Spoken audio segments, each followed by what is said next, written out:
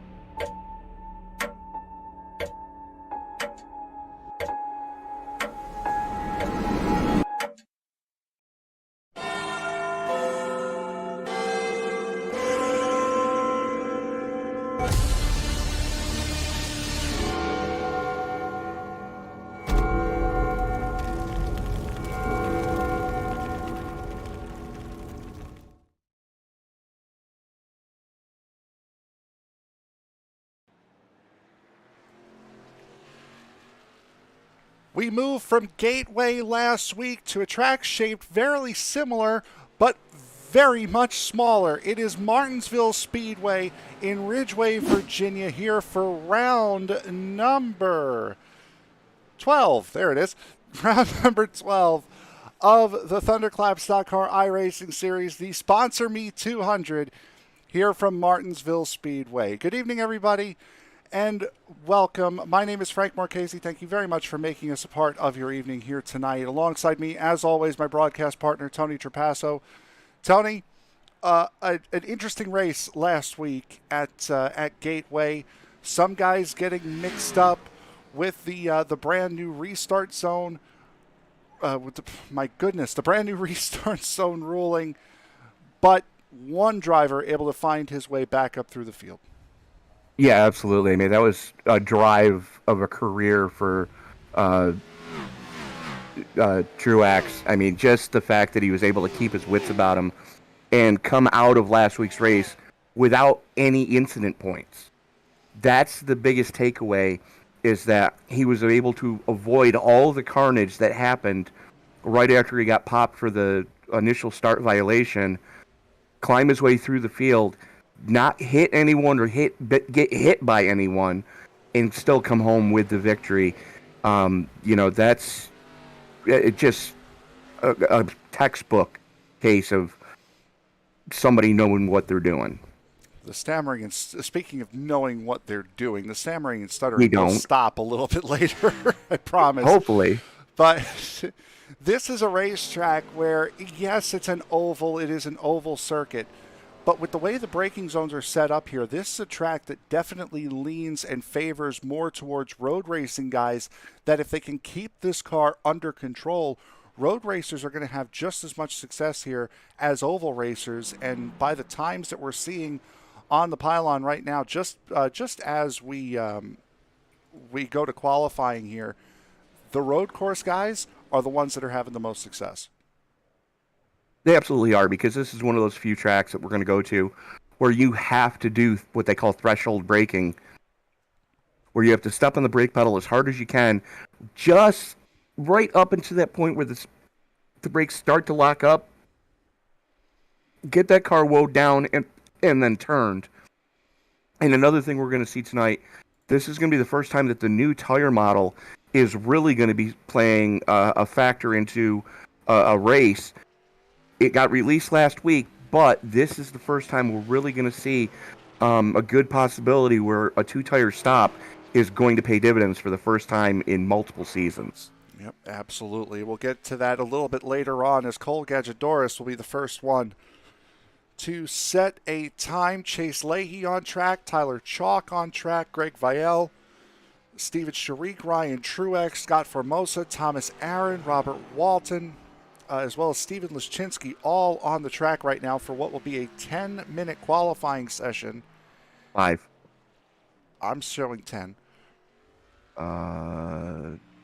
Here at Martinsville. Yeah, no, I'm sorry. Yeah, no, you're right. 10-minute qualifying, 5-minute warm-up.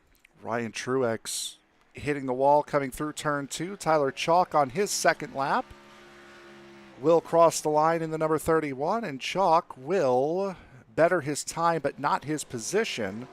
Steven Sharik in the 83, working his way through turns 3 and 4 now. Sharik was second on his first lap and will remain there. Thomas Aaron third on his first lap. He'll go to the pole at a 19.78, a very quick time for the 93, who drivers are saying could be the man to beat. However, he might have to deal with this man, Daniel Silvestri, in the number 97. Potato. Yeah. And there it is. Yep. Silvestri goes right to the top of the pile. By a full tenth of a second over Thomas Aaron. And we saw how good and how dominant Silvestri was and can be. Back at the road course on the Roval, Seth Gadgedoris on track right now in the number 4. Graphics having a little bit of an issue. They should come back online here fairly soon.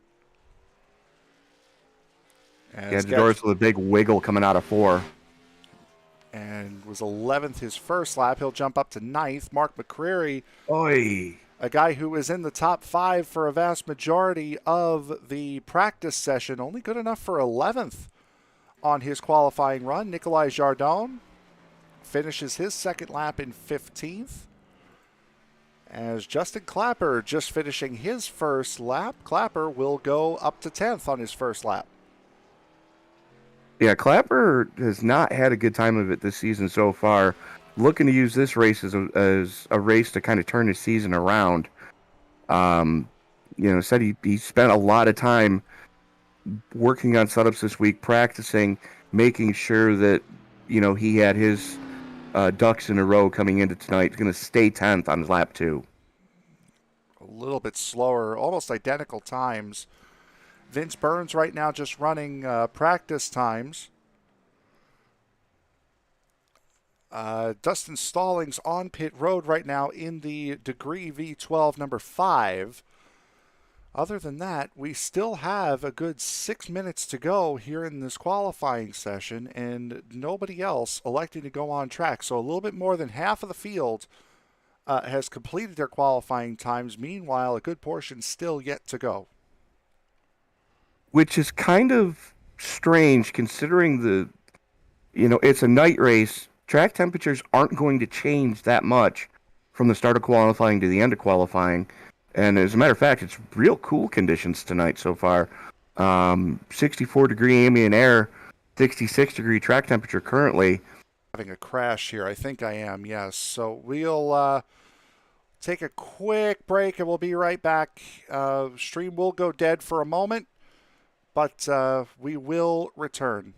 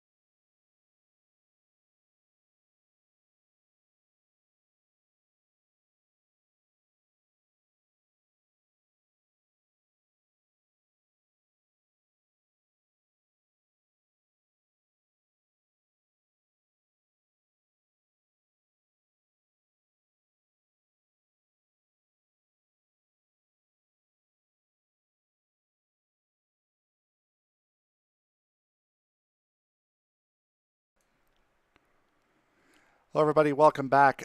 The session is currently in the warm-up session right now. We do apologize for this issue. I had a full system crash, unfortunately, and now I am having a little bit of an issue getting into iRacing and getting back into the session. Once we do, we'll bring picture back and we will run through the race as normal and as scheduled. But for right now, here is Terry Adams with the national anthem.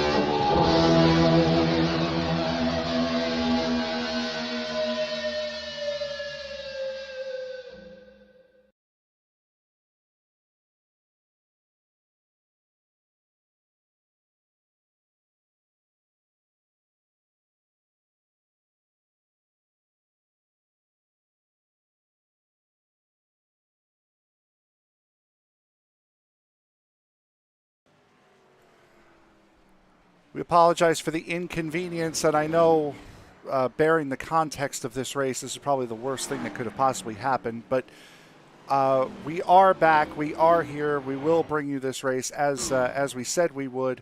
We are just in the middle now, or just towards the end of the warm-up session, so you have missed absolutely nothing as far as the context of the actual race is concerned.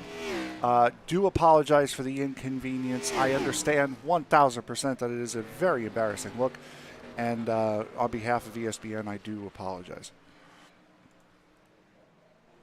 I'd like to apologize too, because part of that was me playing a role in that. So, again, ladies and gentlemen, sorry for the inconvenience, but warm-up session getting ready to go into the books. And as expected, Thomas Aaron and Truax is at the top of this piece for the warm-up session, working on race setups.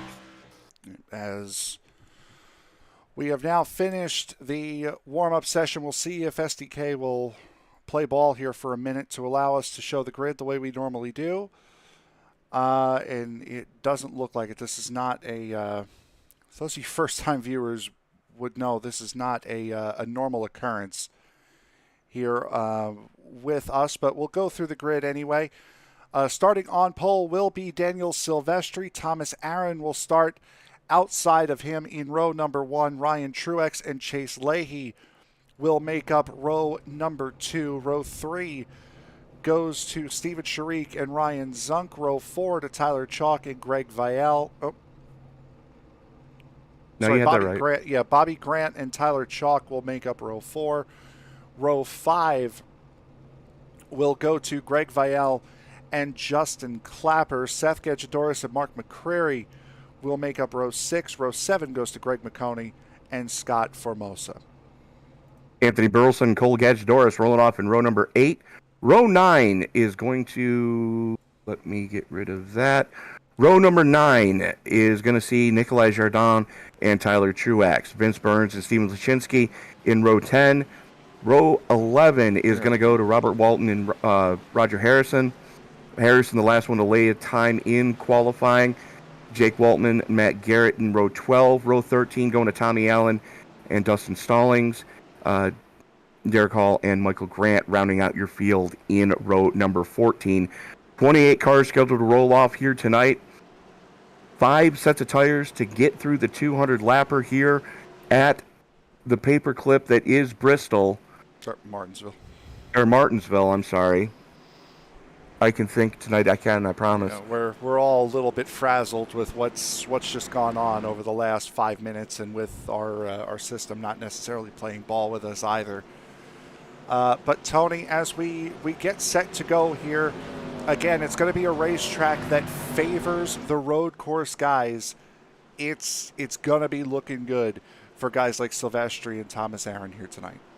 Absolutely, as they've been dominant on the 2 previous road courses that we have gone to. As the field works its way into the 3-4 complex, pace car getting ready to peel on off. The only thing is, why is the pace car still on the track? I guess they're taking an extra pace lap here. They just extended it, yes. Yep, that we were not aware of. If you'll just bear with me here for just 2 seconds. I'm going to make just one quick adjustment.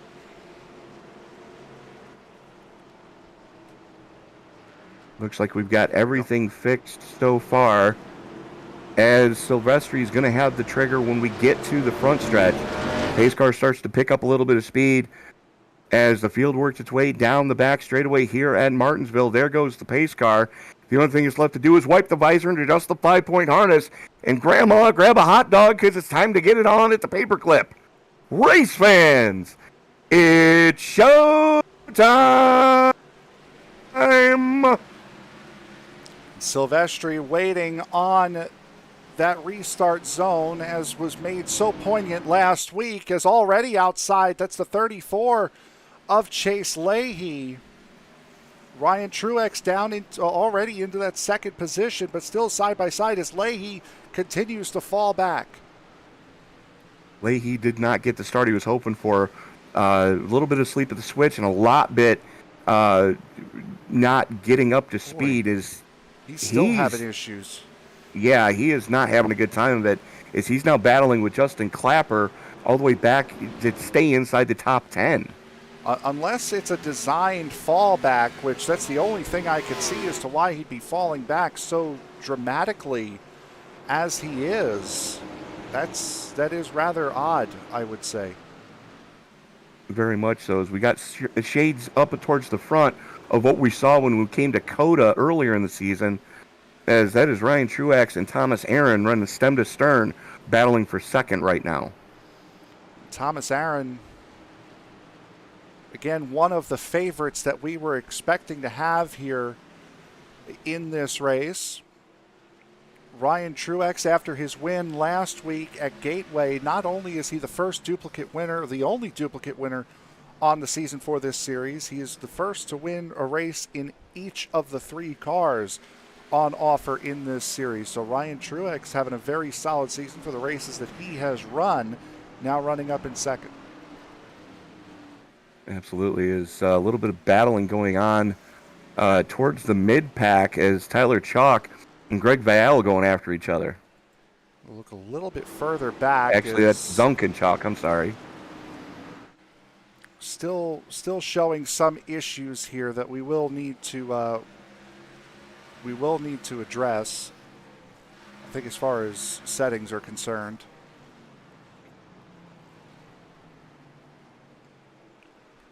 So I'm still getting pretty single-filed out so far.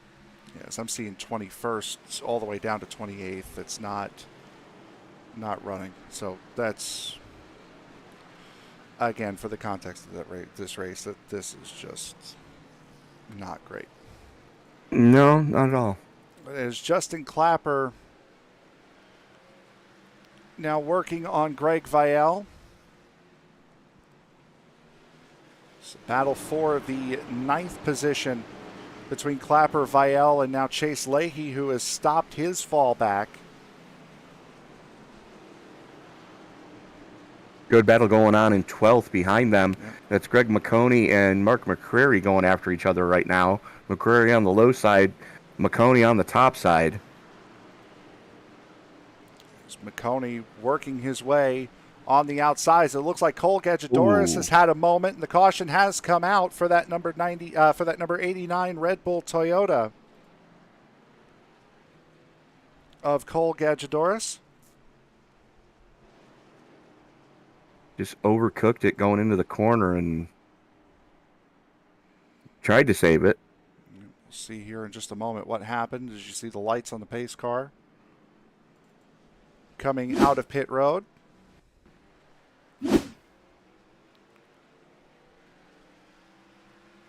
Coming out of 2 looked good. Going into 3, you see the left front lock up. And just into the fence he went.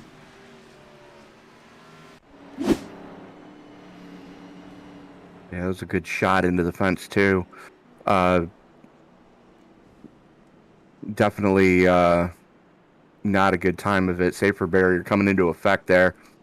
Not doing a ton of damage to the front of that car, but as we've seen time and time again, all it takes is a little bit of damage on the nose to put a hole in the radiator on one of these things.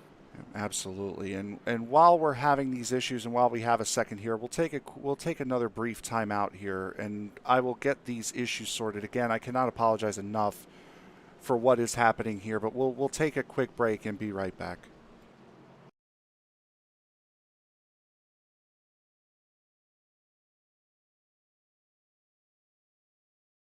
Hey, are you tired of your dog dragging in mud into your house? You got water laying in your yard? There's going to be a lot more water laying this spring. Now's the time to give us a call here at the office at 410-721-2342, and we'll be glad to take care of all your outdoor drainage needs. Oh, you are not, you're not alone, no. Oh, you are not, you're not alone.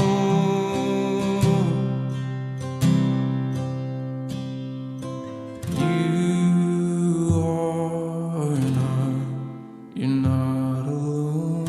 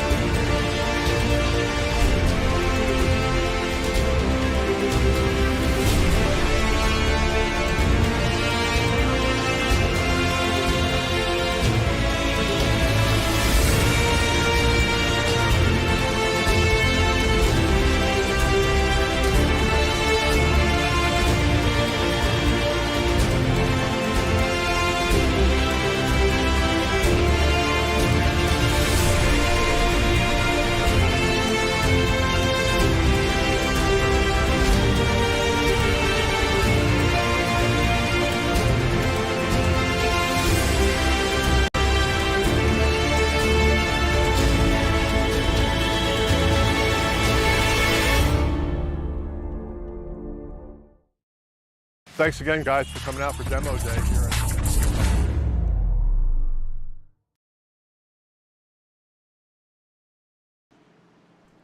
Back here at Martinsville Speedway, and again, just an endless amount of apologies that I can offer here with the issues that we've had here tonight. As those of you who have watched this series know, that this is very much a rarity at what's happening here tonight, and it's not indicative of how this broadcast is usually run. Just as we were getting ready to get back here, there was a little bit of an issue on the start of the race. This is not the same caution that we were in just moments ago.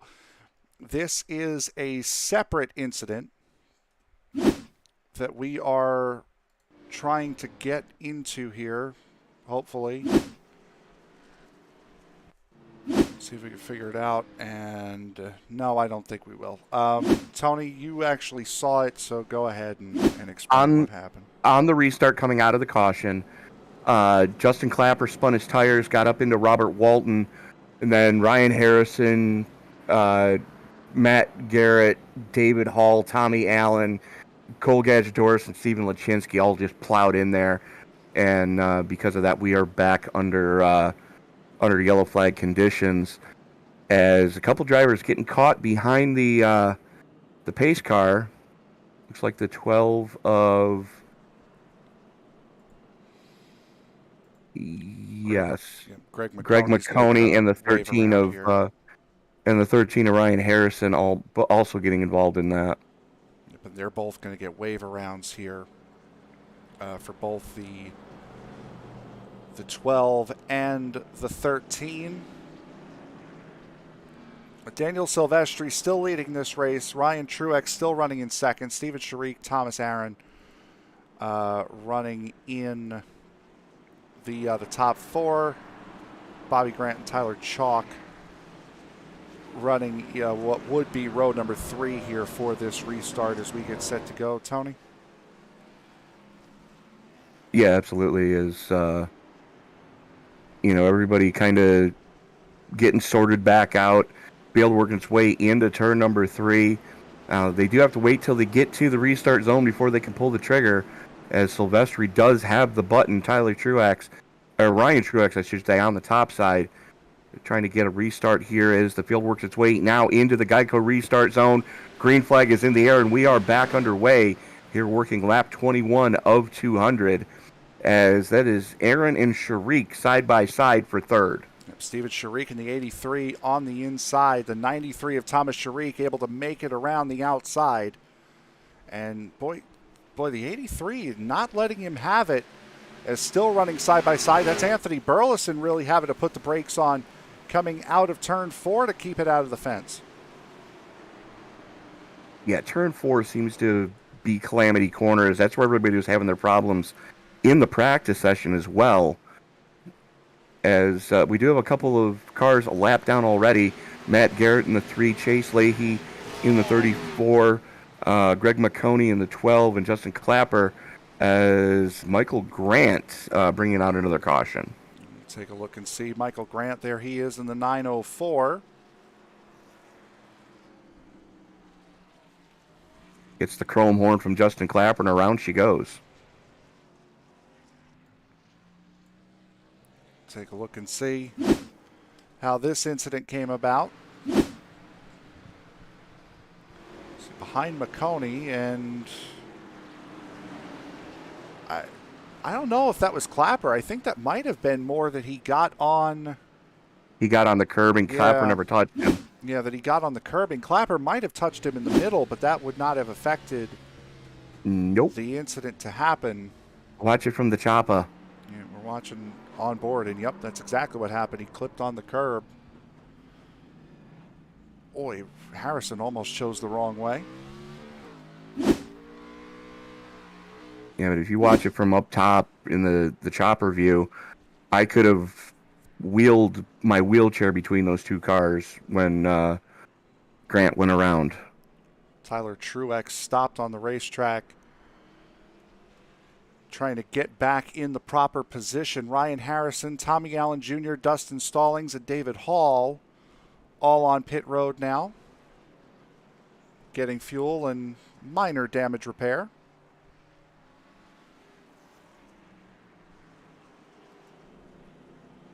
And under the last caution, looks like Cole Gadgedoris did come down pit road to put 4 Mr. Feelgoods on. So look for him to start making a climb through the field.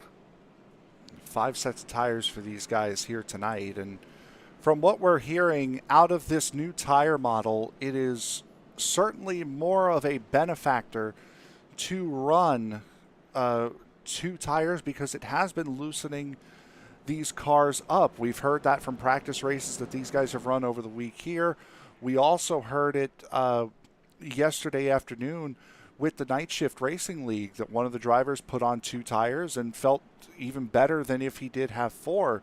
So that is one of the strategy ploys that these guys can use here tonight, is 2 tires to try to make up some track position that they may have lost earlier on.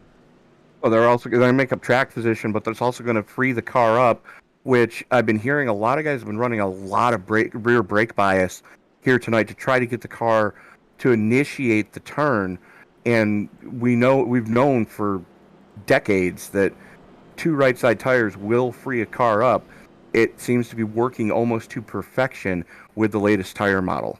It absolutely is. We've almost got 20 laps to go here in this stage. I believe we're going to go back to green flag racing the next time by. And yes, we will.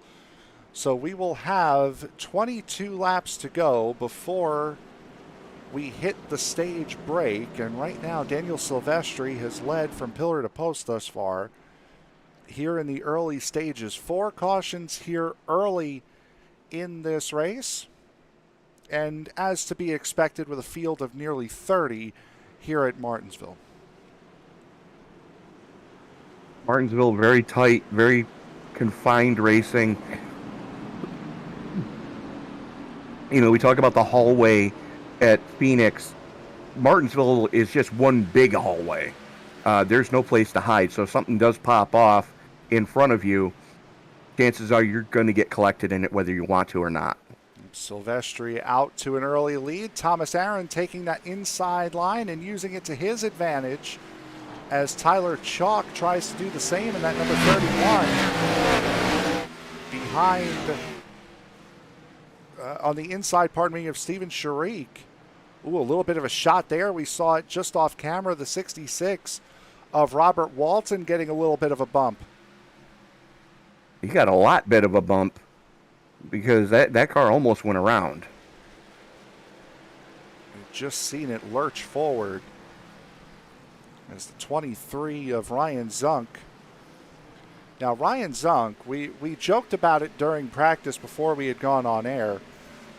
Ryan Zunk at the 23 had the most valuable practice information that anyone could have possibly gotten around here. He smashed and crashed that thing up, whether by accident or on purpose. And he just went out and ran with it. And for a track like Martinsville, it does behoove you to know how your car is going to handle when it's not in prime operating condition. Yeah, he was basically driving the equivalent of a pavement modified at that point, as that battle is hot and heavy behind him as McCrary gets by Vial. Yep, McCrary, one of the faster guys in the practice session, is Waltman now trying to make a move on Bobby Grant. Both of them push up the track, and that opens the door for the aforementioned Ryan Zunk. He'll get 1, but not 2. Well, he's all over the back bumper of that Rusty's 06 of Waltman. And this is the best battling we're seeing right now, is here just inside the top 10. As they finally got it sorted out a little bit. Field's starting to get a little bit single-filed out, working lap 35 of 200. Riding on board with the 26 of Greg Vial. A little bit of a push to the 88. Nothing too crazy. Nothing out of line. Nothing that you wouldn't expect here at Martinsville, is Tyler Truex working his way around the 4 of Seth Gadjadoris and will do for the 12th position. New paint scheme on the 69 tonight, running the Taco Bell colors. As sponsorships are huge for this league. Yep, absolutely. And forget about the 2 numpties in the booth and how they've produced this race thus far. This league is certainly deserving of it, and that's what this night is all about here. The Sponsor Me 200, looking for sponsorship for this league moving forward. Oh, contact between the 13 and the 89. The 3 involved as well. Caution comes out.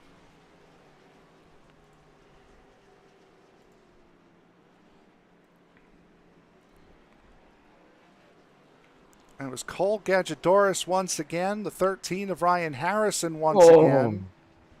Yeah, Harrison bounced off the wall coming out of 2 And unfortunately, Matt Garrett, absolutely nowhere to go. Almost gets into the leaders as they came around. Take a look at it from above. There's the 13 on the outside line. 13 almost got in the wall, and Cole Gadjadoris had nowhere to go as he was coming up and off the corner.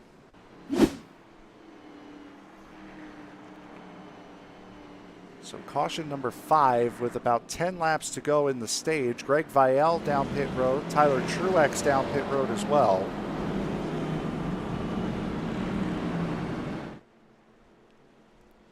And Daniel Silvestri and Thomas Aaron still out in front.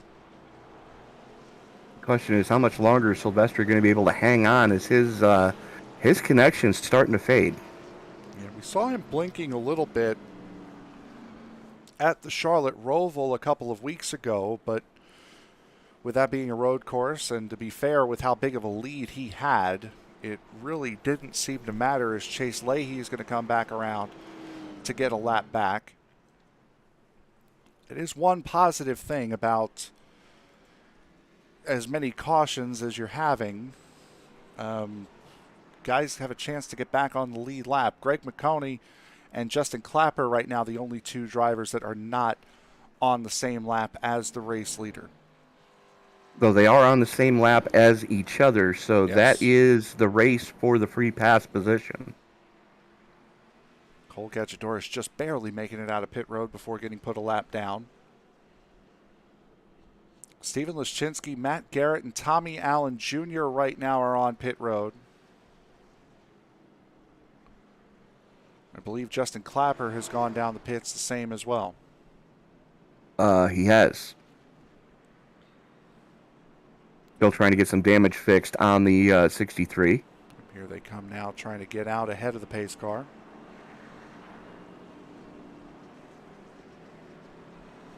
And I believe all 4 will do that successfully. Even if it is just barely.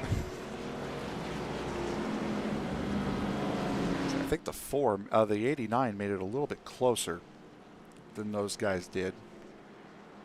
You know the old saying: they don't ask how, they ask how. They don't ask how many. No, they don't. They don't ask how. They only ask how many.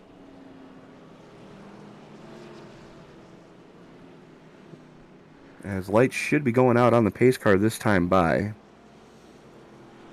There we go. One would assume. There we go.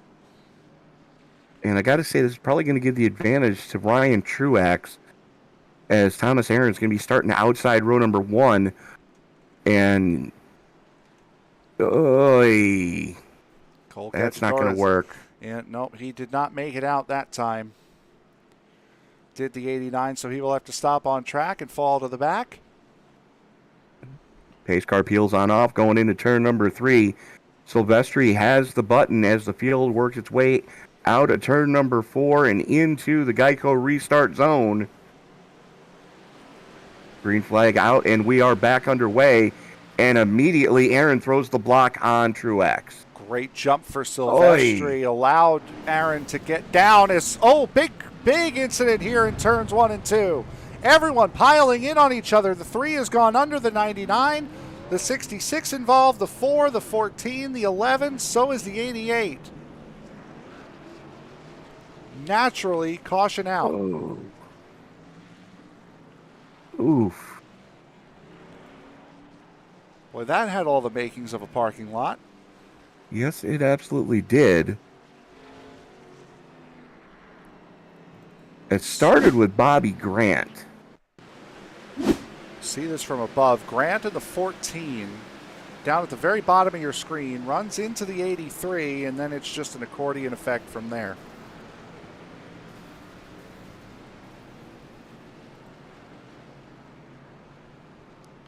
I don't think Clapper got any of it. The 3 definitely did.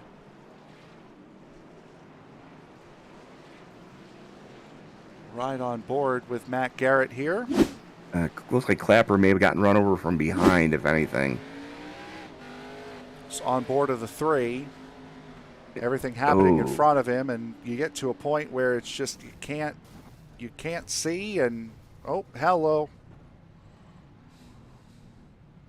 Looks like Clapper did catch a piece of that one.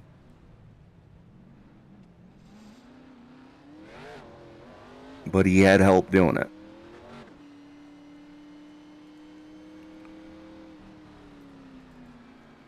Right on board with Bobby Grant here.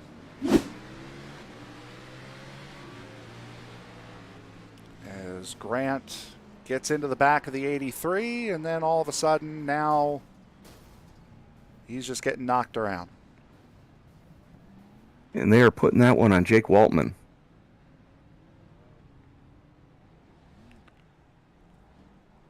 I'm surprised at that. I don't even think he was involved in it.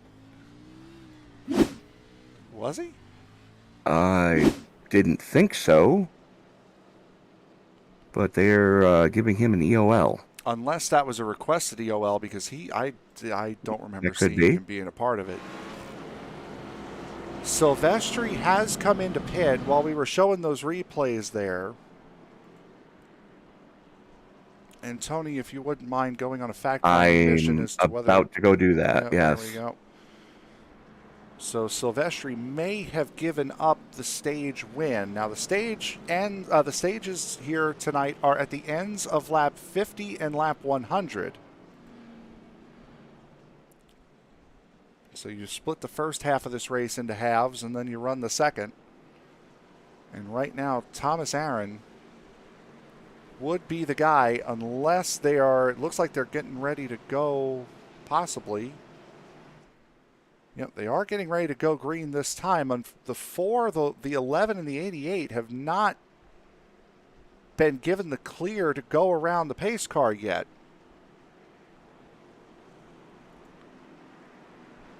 Lights are out on the pace car. Yeah, this is weird. They're saying just go.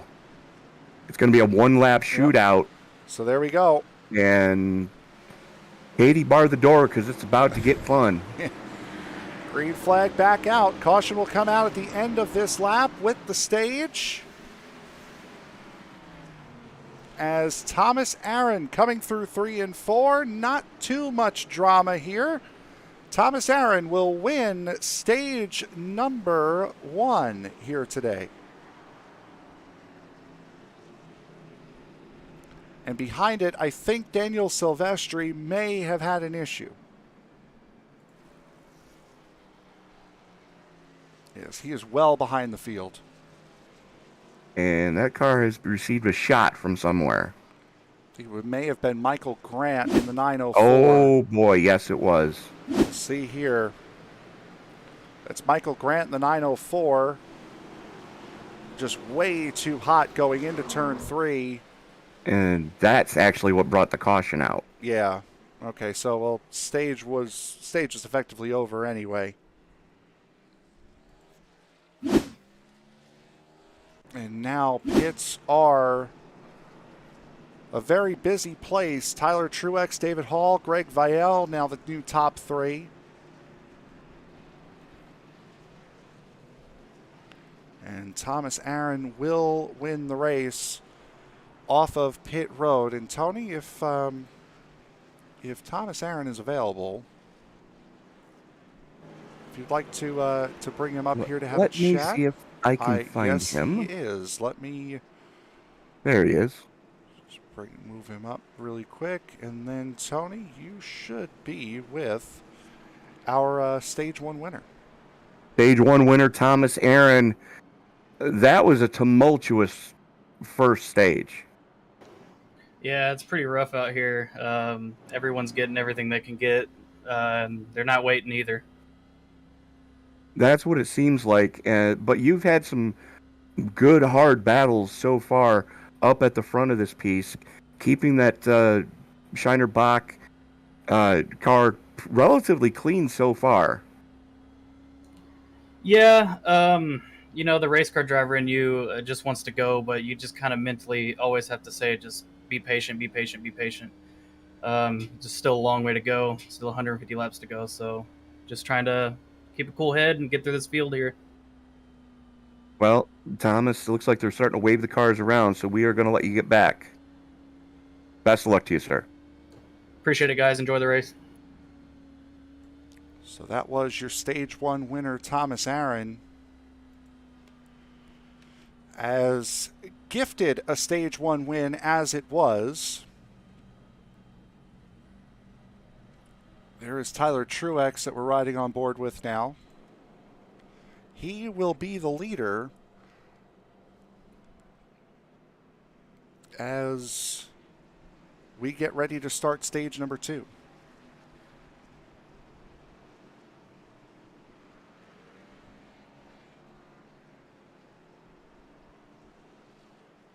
As Truax going to have the button this time.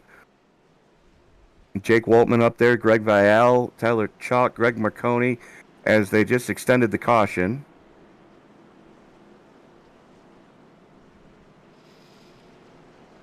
So pace car did go down pit road. However, The field was not organized enough for race control to be happy with the start. yeah, it will be coming back out, as you'll see the pace car not stop on pit road. It'll just come right back out.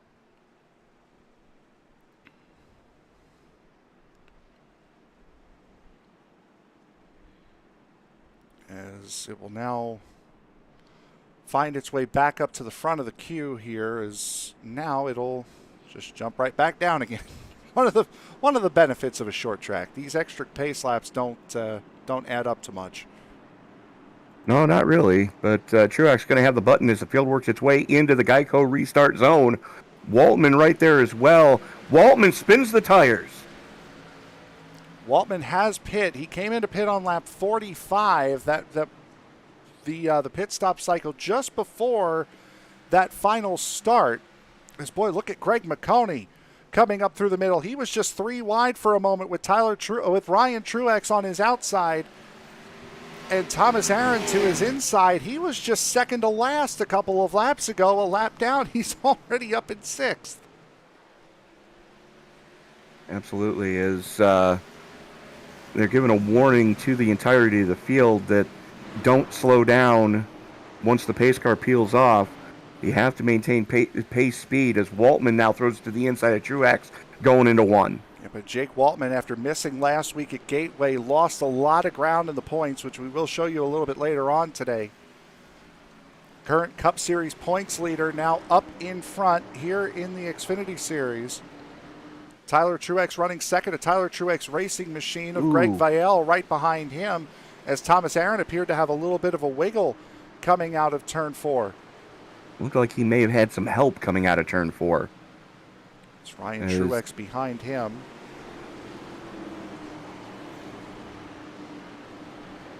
Everybody getting pretty single filed out right now as McConey under heavy pressure from our stage 1 winner, as Aaron is all over him. But, these guys are hanging in there and doing quite well right now. Looks like everybody's settled down after that first stage.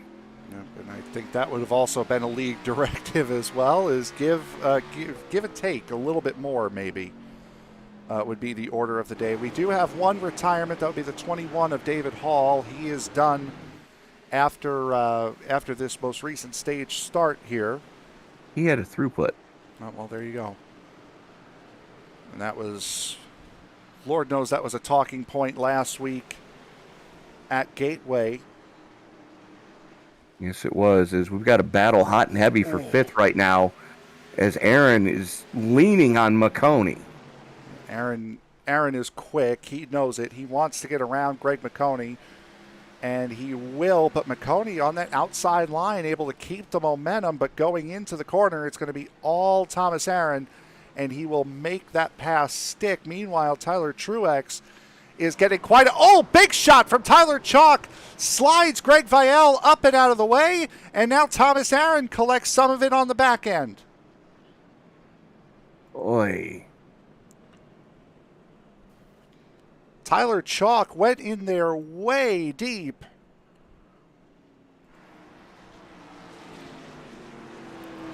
And ran right into the side of the 26 of Greg Vial.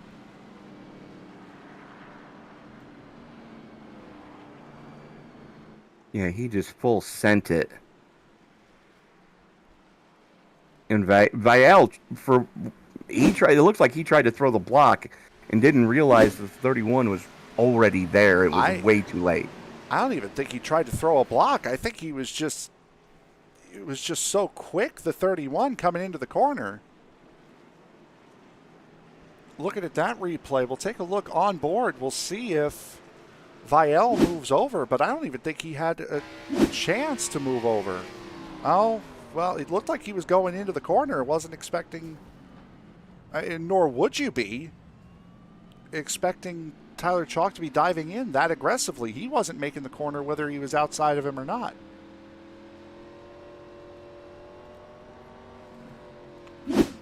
We'll get a broader scope view of what happened. There you see the 26 and the 31 make contact, and then Thomas Aaron just trying to slide through. Thought the 31 was going to go sliding up the track further than he did, tried to cut down to get back under him. And the 31 just held station where he was. And race control putting that all on the 31. As should be. So Tyler Chalk will go to the back of the line. Greg Vial back there as well, running in 18th position. That will put Jake Waltman up at the front.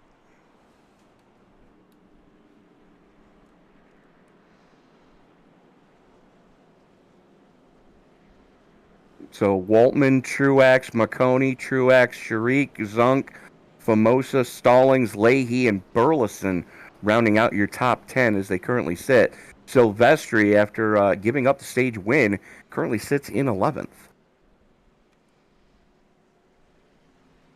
Vince Burns might be coming. Nope, this is coming out of. Get a little bit too low going down there out of 2. It triggers the pit response here on SDK. Yeah, I've noticed that. And it looks as though we are going to go green this time by. So it'll be Jake Waltman and Tyler Truex. Greg McConey, who is a big benefactor of those 3 wrecking in front of him, will jump up to 3rd. That will put Ryan Truex to his outside. Steven Sharik and Ryan Zunk there as well, row 3 for this restart. Race control reminding the entirety of the field that once the pace car peels off, it is the leader's responsibility to maintain that 40-mile-an-hour pace speed.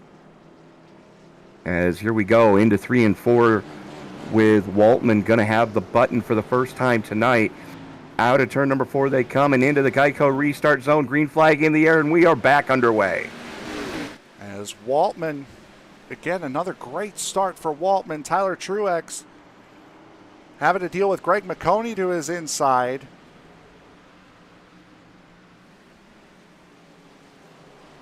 As I think Michael Grant might have had an issue again in that 904. We had mentioned the testing. And the 34 just hand grenaded an engine. 34, that would be Chase Leahy. And if he can get down and out of the groove here, that's a bad spot for him to be right now. But if he can get down, should be able to avoid causing a caution, as it looks like he's got a little bit of power in that car. But Chase Leahy effectively done for the day.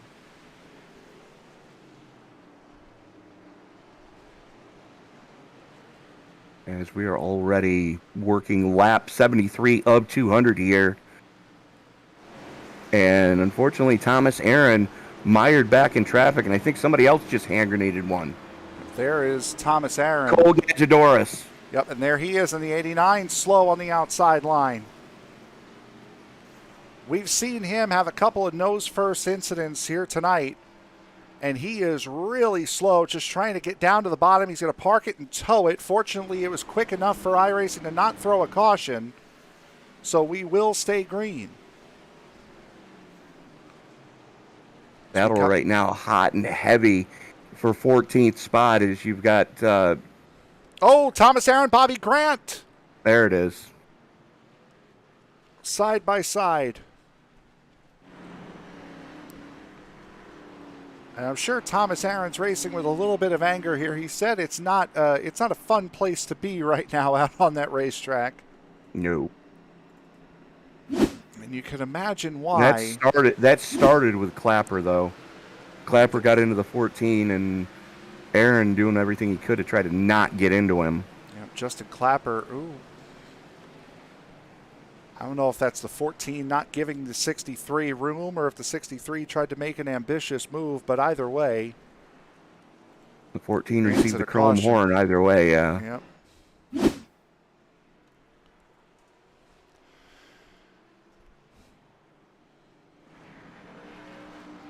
Now, again, regardless of the issues that we have had here tonight, this series is looking for sponsorship, and please do not allow what has happened with us here tonight dissuade you in any way from possibly sponsoring this great series. The ThunderClap Stock Car iRacing series has had amazing support all season long from their premier sponsors like Eagles Wood Creations, TLC Incorporated, RL Productions, and so many other great companies and organizations. As we roll towards the playoffs, the ThunderClap Series continues to look for new companies and organizations to partner with through title sponsorship opportunities, not just for this season, but for next season as well. As a title sponsor with the ThunderClap Stock Car iRacing series, you will have hundreds of weekly viewers each and every single week. Your company or organization will be placed in front of hundreds of potential customers or supporters throughout the season. Much like the pitch I'm doing right now, the ThunderClap series will promote your company or organization throughout the race week and during broadcast with professional scripted promos and ads throughout the season, as well as having a 15 to 30 second ad put into our normal commercial block throughout the entirety of this and next season. If you are interested, again, despite our performance as ESBN tonight, if you are interested in promoting the ThunderClap Stock Car iRacing series, please contact thunderclapracing@gmail.com to show your interest in becoming a title sponsor for this series. And that, again, is the point for tonight. The Sponsor Me 200, that is what it is all about here for this series. Yeah, absolutely. I mean, this is one of the most professional leagues that we broadcast week in and week out. 90% of this league's entrants are made up of people actually in the real-world industry of NASCAR's top 3 and 4 divisions. As the pace car does peel on off, a good example of that would be Ryan and Tyler Truax, as they were going to restart stem to stern on the upside lane. As they go into the Geico restart zone, green flag is back out. Waltman pulls the trigger, and we are back underway. As McConey trying to stuff his nose in there, Truax pokes it off. As now Ryan Truax side by side with McConey down the backstretch. It looks like Greg McConey a little aggressive going into 3, but able to keep it under control. Clips the apron, and around goes the 83 of Steven Sharik. I think both McConey and Sharik did the same thing. They clipped the left rear on that curbing. McConey was able to collect it, and Sharik unfortunately wasn't. Yeah, and Sharik just a little too aggressive on that fuel pedal, trying to get back into it before that car actually got settled after bouncing the curb. And that's what you're going to see. You're going to see the back end step around. But don't look now, but take a look at who is back into the top 5. That is a very wounded 97 of Daniel Silvestri, your pole sitter. We saw, I want to say 2011, that incredible run that Mark Martin had here And the key to that incredible run, no back end. And wouldn't you know it, that's exactly what Daniel Silvestri has right now, is no back end on that car. Well, guess who won the pony? As we're looking at it on board of Ryan Zunk, who is looking a lot better than what he did in the practice session. Yeah, Zunk was completely missing the nose as Silvestri's missing the tail. Top four up at the front looking quite clean, as a matter of fact.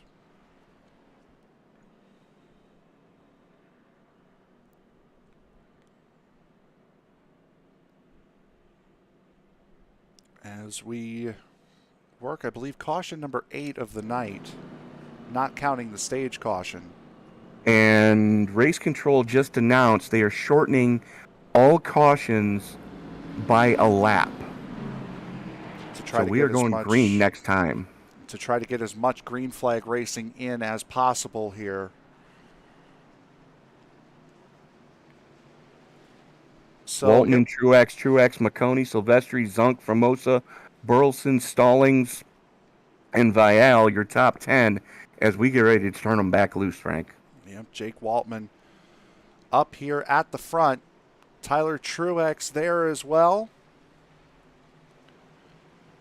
As Waltman, we've seen the great restarts that the guys in control of it have gotten. Got to start in the restart zone, and what a jump for Tyler Truex. Unfortunately, it's ruined with him spinning the tires. Here comes Silvestri to the inside, poking his nose in there. Quarter, door, side by side, going into 3. That was a perfect start for Tyler Truex, minus the lack of cooperation from the rears. As Silvestri, we saw him around backwards just at the end of the stage. Now finds himself back up into 3rd. Well, Truax does have the oldest tires on track right now. So, not that uncommon to see those start to light up as McConey has a big moment coming out of 4. McConey trying to keep the back end of his number 12 Ford Mustang under quarters. As we're riding on board with the leading... No. Well, we were riding on board with the leading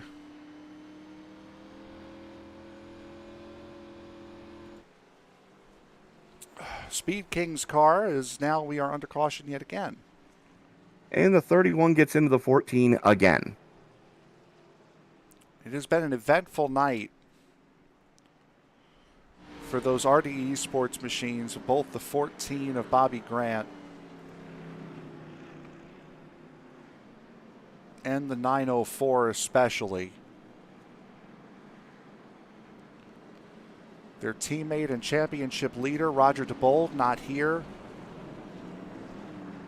And both of these guys have had quite an eventful evening, as we'll take a look now and see what happened between Bobby Grant and Tyler Chalk.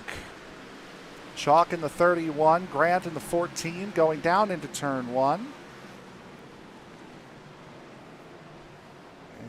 That one wasn't as egregious as the one earlier on, but still a bump and run nonetheless.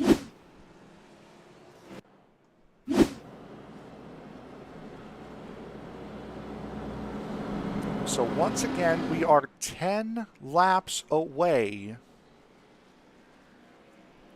from the end of stage number 2.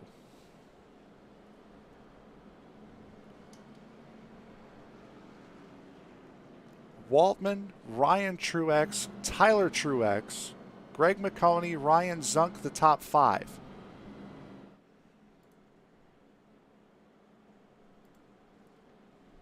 And really quick, we had mentioned Waltman as the points leader for the Cup Series. We'll take a look now really quick at the overall point standings, since with everything that happened during pre-race, never had a chance to show you. Roger Diebold, the points leader, again, not here today. Mark McCrary not having a good run at all, running in 21st position right now, just now getting back on the lead lap. And Jake Waltman has fallen down to third. The overall point standings coming out of Gateway.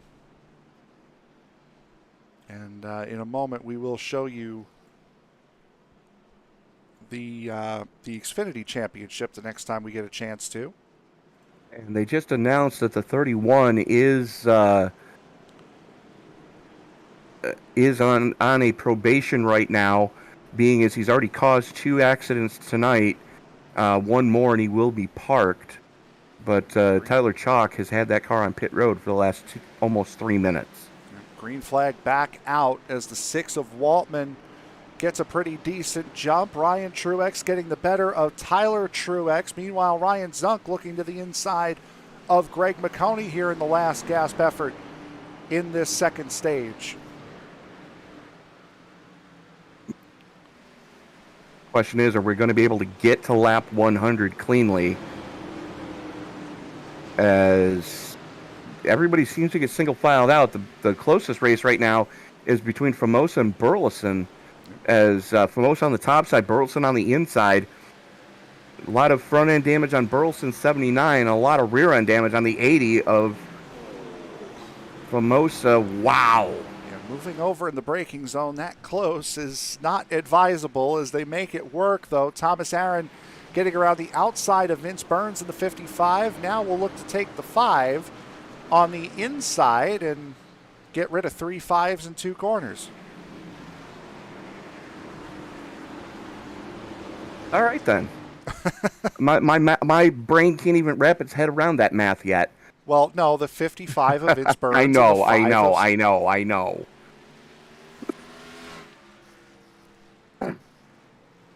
Sarcasm is wasted on you, isn't it?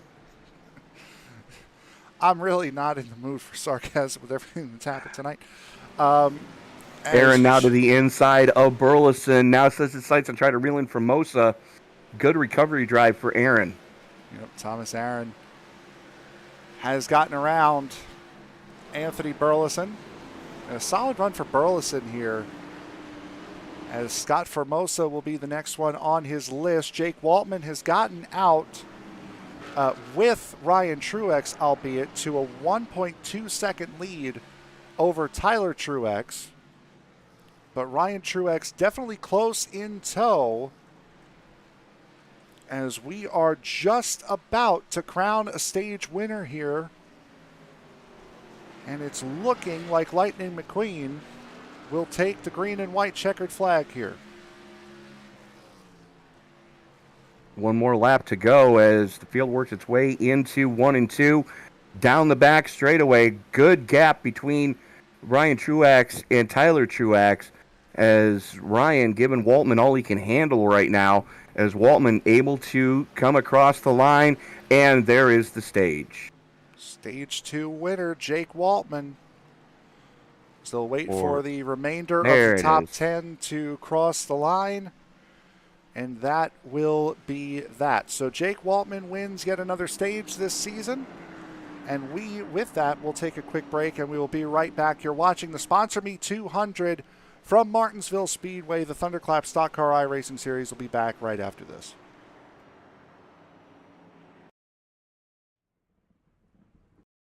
Hey, are you tired of your dog dragging in mud into your house? You got water laying in your yard? There's going to be a lot more water laying this spring. Now's the time to give us a call here at the office at 410-721-2342, and we'll be glad to take care of all your outdoor drainage needs. Oh, you are not, you're not alone, no. Oh, you are not, you're not alone.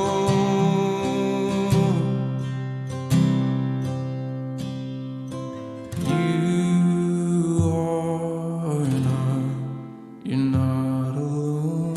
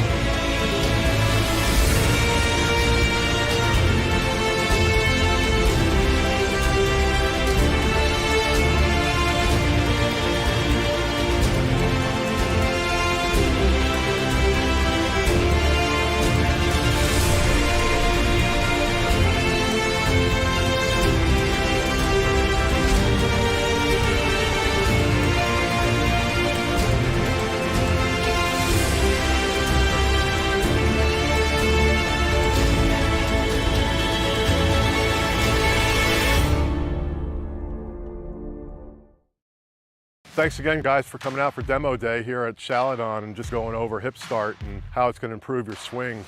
Hip start is really a key factor in getting that proper downswing. The beauty of hip start is you can change your swing in less than an hour. Just put hip start on and you're going to notice a difference right away. So before I was introduced to the hip start, my shots were kind of all over the place. Using the hip start, I definitely noticed more consistency and getting that great tactile feedback, knowing when the proper moment to snap your hits has really helped with getting my shot a lot more consistent. And I just feel more confident whenever I go out to the golf course with my friends. Before you even grab a club out of your bag, we're using hip start to warm up. Put it on and get that feel and just fire the hips. Make sure that hip's turning and make sure the hip's firing through with hip start. Maybe we'll hit the ball like that.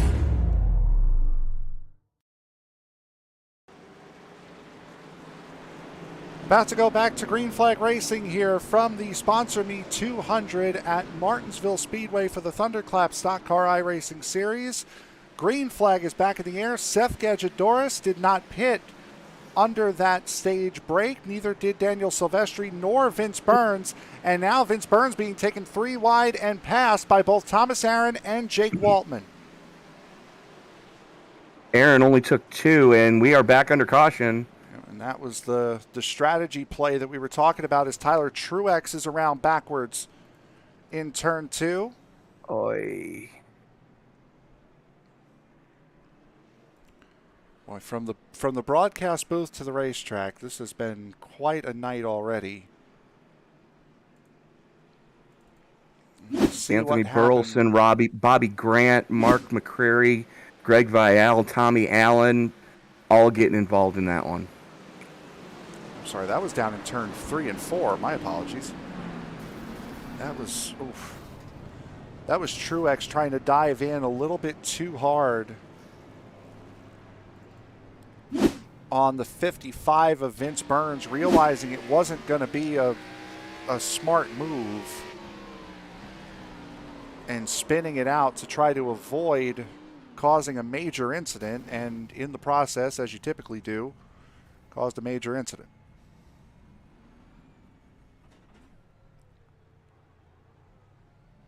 And they're calling that one net code. I'd say more that would be more of a wreck avoidance thing, but still same result either way. Yeah, they are calling that as net code, and as both cars had a little bit of a jump to them.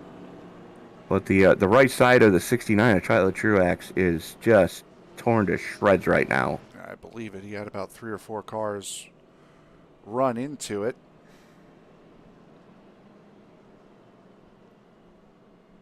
So Seth Gadget-Doris, Daniel Silvestri, Thomas Aaron, Jake Waltman, Ryan Truax, Vince Burns, Greg McConey, Ryan Zunk, Scott Famosa, and Steven Sharik rounding out your top 10, as we should be getting 1 to go this next time by. And if you're wondering why Seth Gadget-Doris and Daniel Silvestri are out in front where they are, that is why right there. Gadget-Doris and Silvestri came into pit a little bit earlier on. Gadget-Doris lap 76, Silvestri lap 89. Thomas Aaron, Jake Waltman, and Ryan Truex all stopping under this stage break.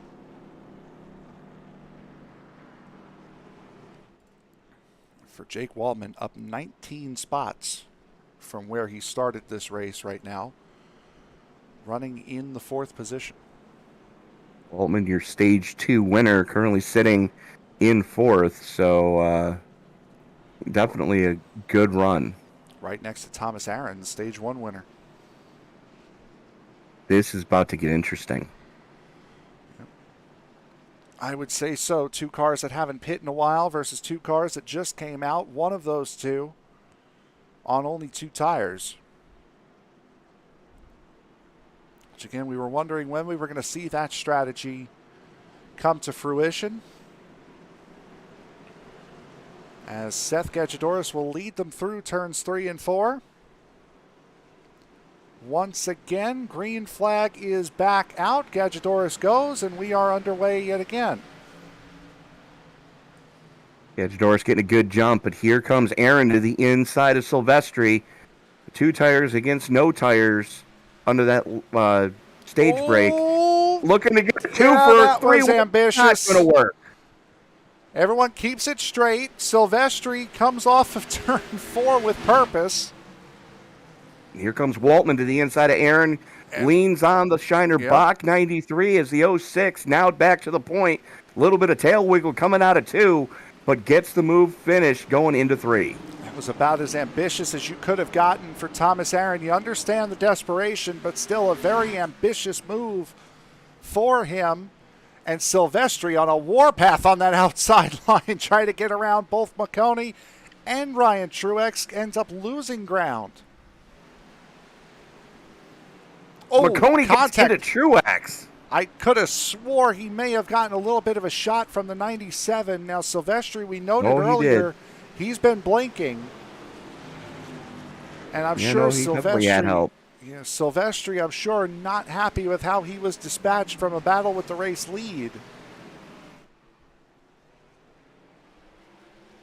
And we're under caution Caution again. has come out. It's Greg Vielle in the 20. Oh, that's a precarious spot.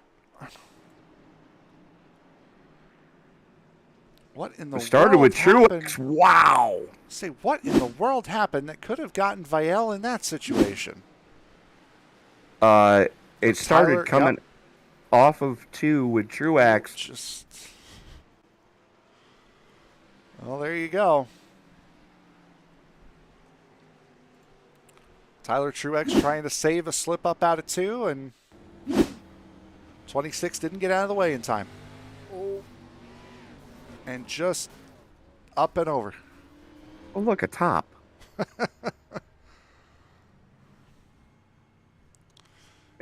Sparks are very cool to see on a racetrack at night, just not from that POV. And the judges' scores are in. 5.4, 5.3, 4.2, 1.6 from the Romanian judge. There you go. So we'll take a look now at those incidents. Didn't stick the landing. Yeah, no, I would say not. Let's now go back and dissect what happened on that start with Waltman and Aaron, and was it a mess. So this right here, this first one will be Thomas Aaron getting around both Daniel Silvestri and Seth Gadjadores for the race lead. Dives in. Silvestri not happy, as you can tell by the way he comes off the corner. There's Waltman now for the race lead.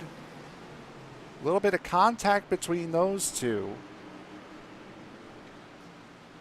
And then we had mentioned contact between Silvestri and McConey down in turn 3.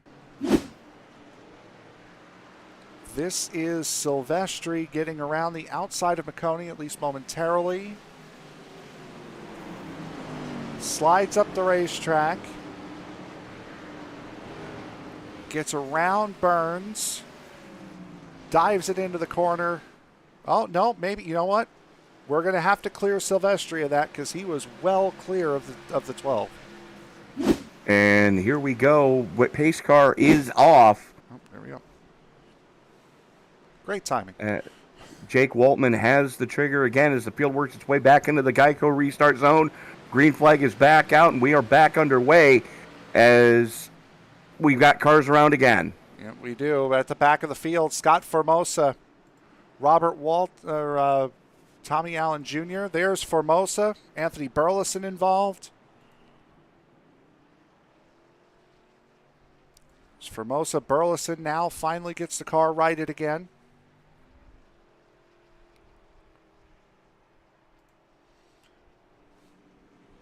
Now, when you come to Martinsville, you anticipate a long night. Looks like Formosa spun the tires and Burleson absolutely nowhere to go. Not about to have another issue. Oh, boy. Yep, I am going to have another issue. Okay. All right, once again, we will take a timeout. We'll be right back. You're watching the ThunderClap Stock Car iRacing series here on ESPN. Don't go anywhere. Hey, are you tired of your dog dragging in mud into your house? You got water laying in the yard. There's going to be a lot more water laying this spring. Now's the time to give us a call here at the office at 410-721-2342, and we'll be glad to take care of all your outdoor drainage needs. Oh, you are not, you're not alone, no. Oh, you are not, you're not alone.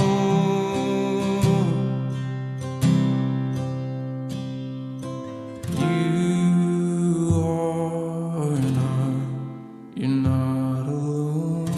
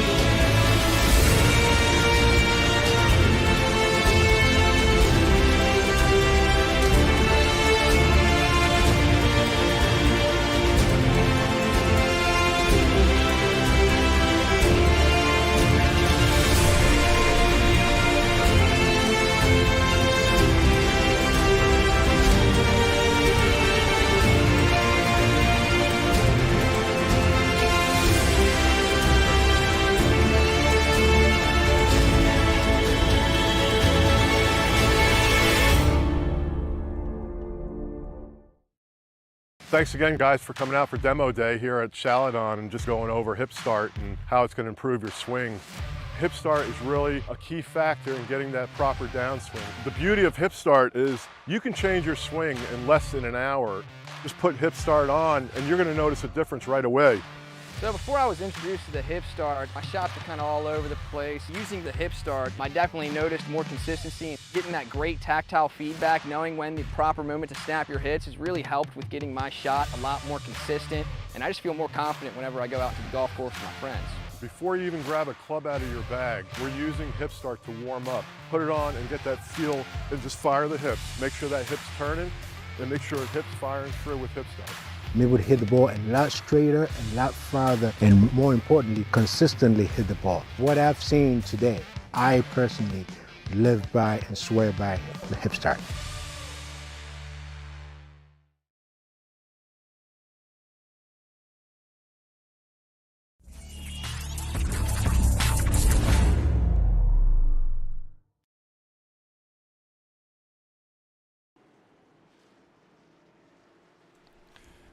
Back here at Martinsville Speedway, and back under caution again is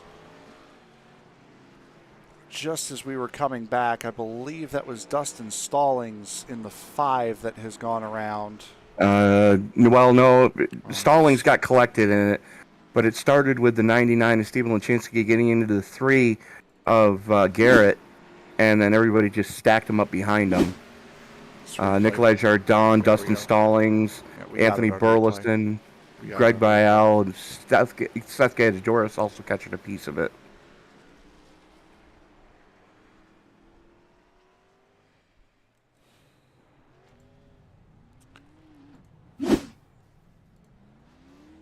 Yeah, just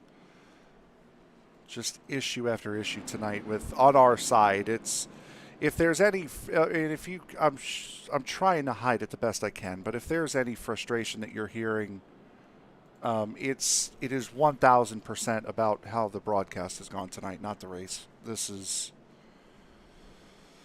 it just has not been a good night for us up here in the booth with issue after issue. I want to send a personal thank you out to Cox Communications for all their awesome internet supply that they've given us tonight. Well, you know. There's a reason why they call them Cox Communications. Yep. As Dustin Stallings works his way down pit road, a lot of cars missing bits that they started with. There's the 904 who's been through the wars tonight. Tommy Allen looking fairly clean for a guy who's been battling around 15th all night. Scott Formosa damaged. Greg Vial missing a hood. Nikolai Jardon in the 11 right in front of him, missing a rear.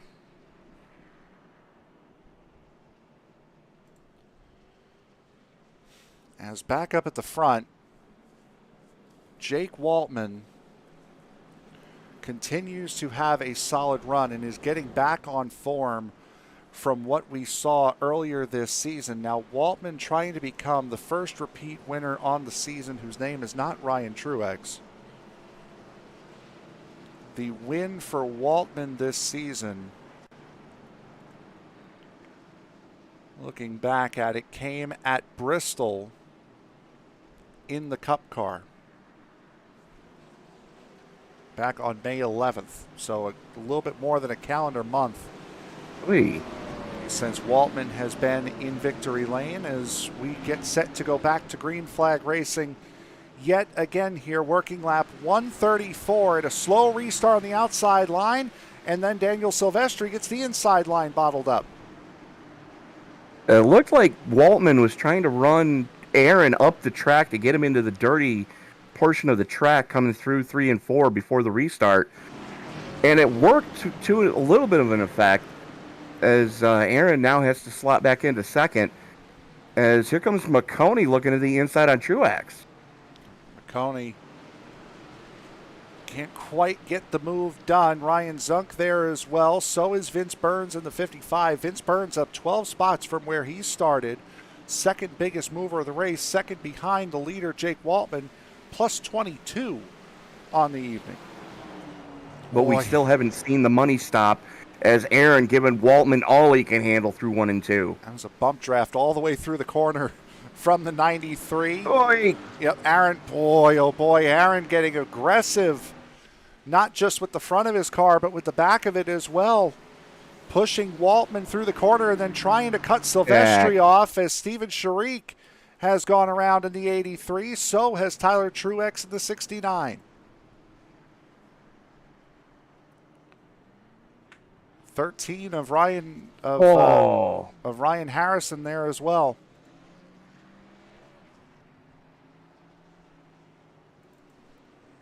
See what happened with this trio.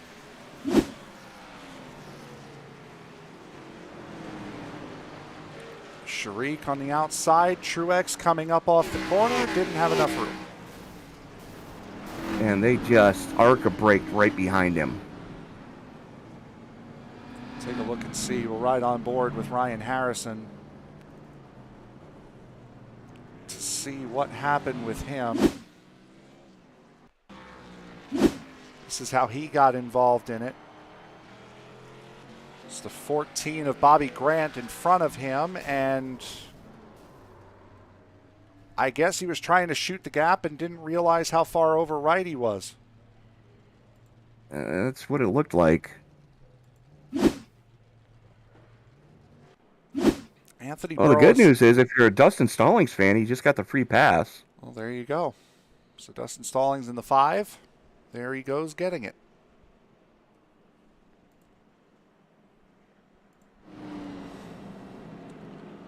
Frank Marchese, Tony Trapasso in the booth with you here tonight, trying to make the best of what has been a difficult night for both the drivers and the broadcasters here at Bristol Motor Speedway. I did the same thing you just did. Martinsville Speedway. Coming up on ESPN for the remainder of the week, the Circle B Diecast Super Speedway Series will be at Talladega, their penultimate race of the season before they go to the championship race at Daytona next week. Final chance to see who will be in the championship 4 at Talladega on Friday night. On Saturday, the Super Late Model AI Series will be at South Boston. That race will premiere at 8 o'clock p.m. Eastern Time. And then the triple header on Sunday, the last Sunday triple header we'll have for a while. The iFormula Championship will run their final race of the season, the British Grand Prix, from Silverstone at 3:30 p.m. Eastern Time. Then immediately following that race will be the ISNF Cup Series. They will run their penultimate race of the season from Texas at 5:30 p.m. Eastern Time. And then pretty much 3 hours after that, the Sunday Night NASCAR Series will run the Ally 200 from Nashville Superspeedway as they kick off their quote-unquote second half of the season. And Waltman again runs Aaron up the hill. It's valid restart tactic is... That was weird.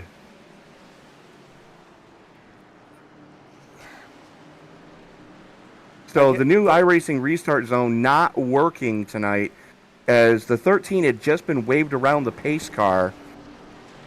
It's either not working or as here comes Thomas Aaron looking to the inside of the 06 of Waltman. Well, no, because it triggered the green as soon as the 13 got to it. And he had just been waved around the pace car. Oh, and there goes Silvestri. Silvestri getting payback from earlier on. It's good for the goose, is good for the gander. Oh, and now Aaron sliding, slamming in the wall down the straightaway. And Waltman moves Silvestri up the hill. I would say he hit him in the bumper, but he doesn't have one to speak of. You're not wrong.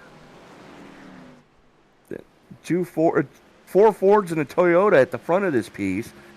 Thomas Aaron, your Stage 1 winner, your highest running Chevy right now, back in 5th. And they are not done yet as they've now caught the 13.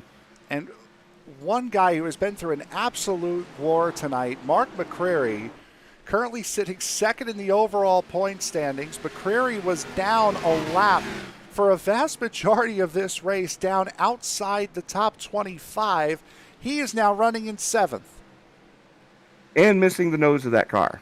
Justin Clapper was running in last for a vast majority of this race, down a lap. He's now in 9th. Also missing the front end. It just goes to show you the practice that Ryan Zunk was getting would have behooved a lot of other drivers to try to do that during the hot lap session. The only thing you could think to say is it's Martinsville. Jake Waltman trying to hold off Daniel Silvestri. Silvestri all over the back of that 06 of Waltman, just needs to find a run up and off the corner in order to be able to make the pass. He is right in his tire tracks. That'll do it. Waltman got into the wall coming off of 4. We are under caution again. And it's going to stop it because Bobby Grant is around in turn 4.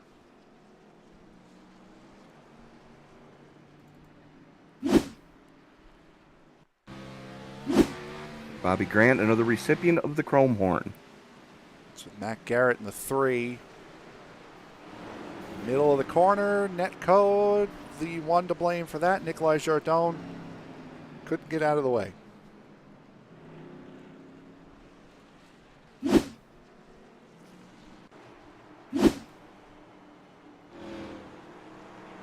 It has been quite a night as Jake Waltman comes down pit road. The entirety of the top 9 at least come down pit road. Robert Walton elects to stay out, and we'll tell you why in just a moment.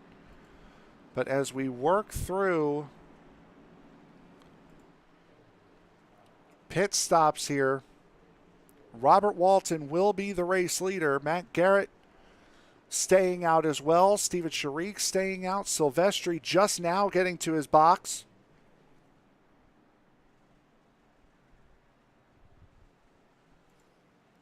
Thomas Aaron, you can see the 06 at the bottom of your screen. He's rolling.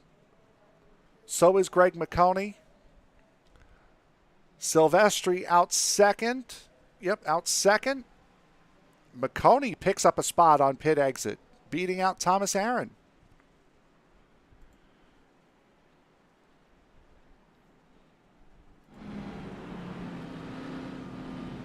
So once again, we go to the pit strategy board.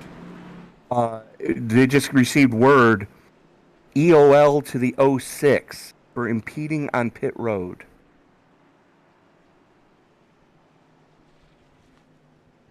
Okay.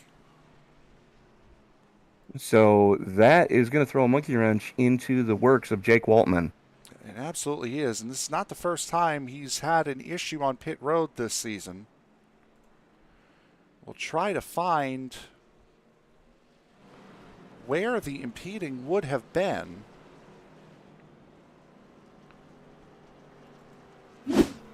As Waltman will enter pit lane.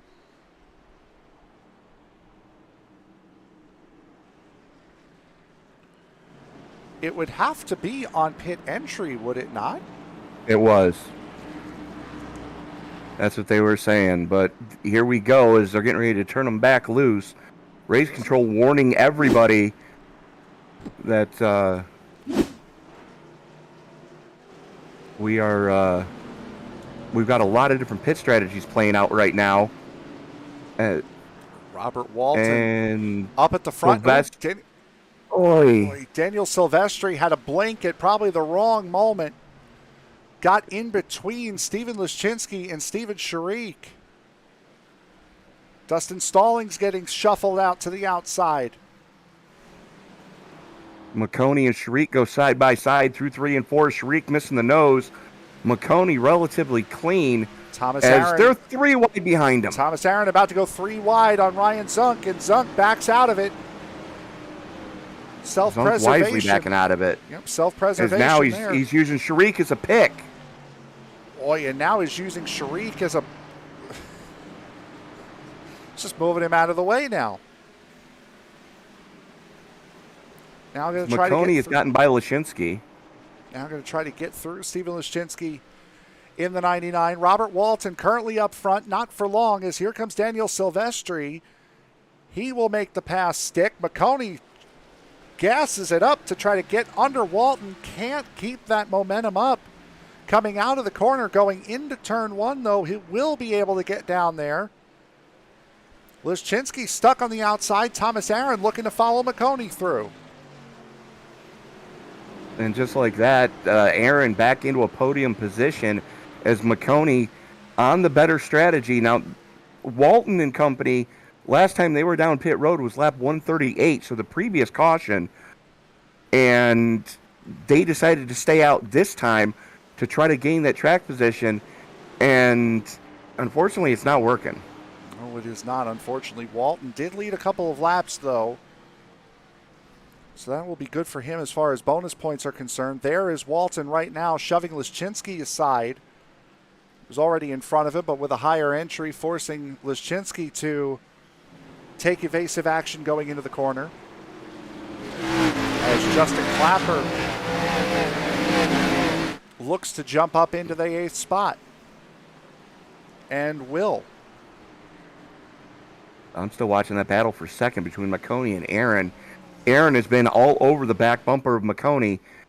It just, he hasn't gotten overly aggressive yet, hasn't given him the chrome horn, but those 2 Mustangs at the front of this piece as we're back under caution. Yes, we are. Tyler Truex again in the 69. Around in turn 4.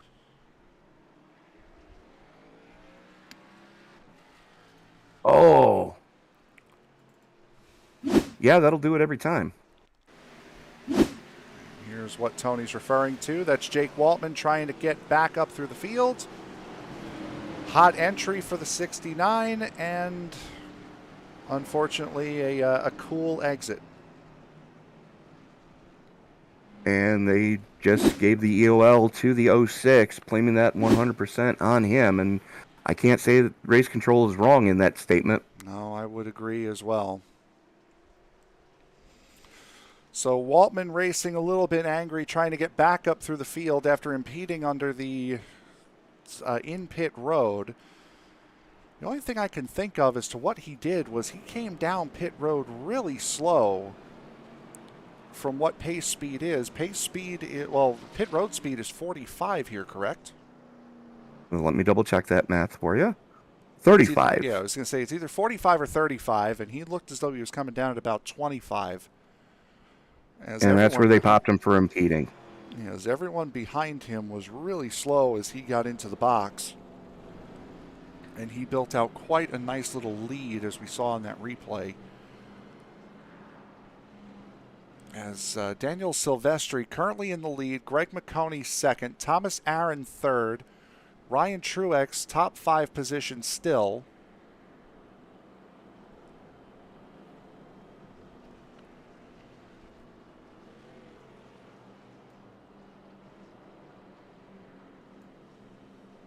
Whole slew of moving and shaking going on, as your current biggest mover is the 66 of Robert Walton, up 15, electing to stay out. Jake Racing, thank you very much for that nice little stat. Jake Waltman and Daniel Silvestri have been racing each other in karts, bandos, and legends since the age of 8. Nice. So to say those two know each other very well is a little bit of an understatement.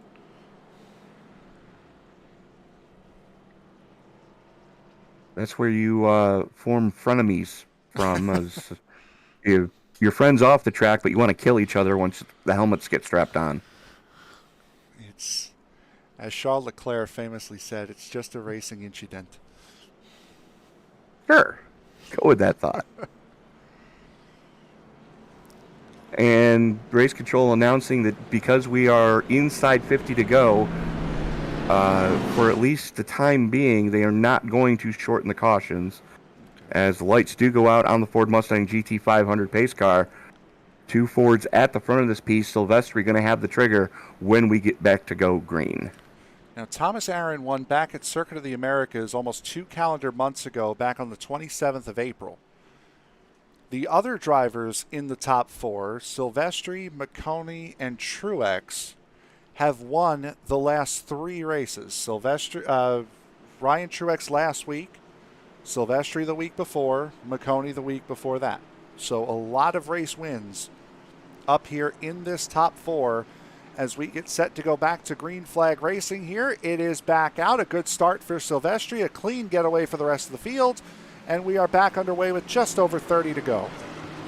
And throws it to the inside on McConey, going through 1 and 2. Silvestri disappears again, reappears in the middle of the back straightaway as they are still side by side for second. McConey gets run up the hill. He's going to slot back into third, right in front of Ryan Truax. Thomas Aaron getting through into that second position. Vince Burns looking to the inside of Robert Walton. Justin Clapper there as well. So is Seth Gadjadoris. We saw Seth Gadjadoris leading a couple laps here earlier on.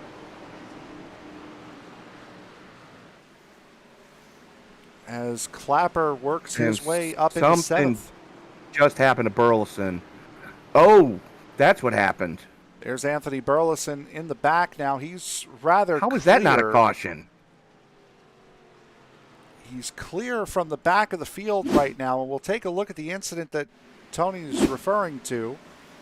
That is with Jake Waltman in the 06 going 3 wide with Ryan Harrison to the outside. Waltman clips the curb, and around goes the 79.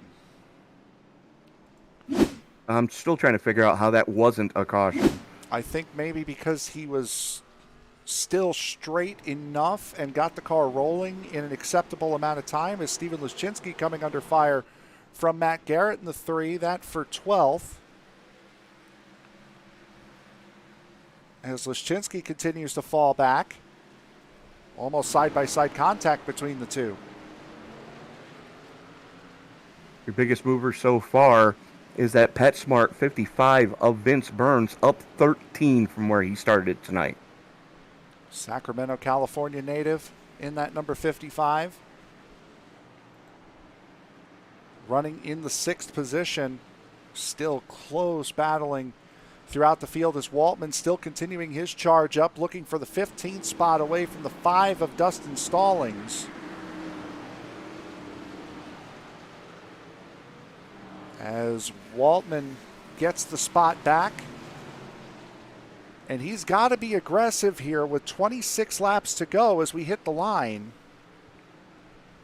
He's got to make his way up as quick as he can as Liszczynski completely evades the front of Lightning McQueen's Ford Mustang. And you can see just how much he's had to use the chrome horn here tonight, as he's now back on the back bumper of Steven Sharik.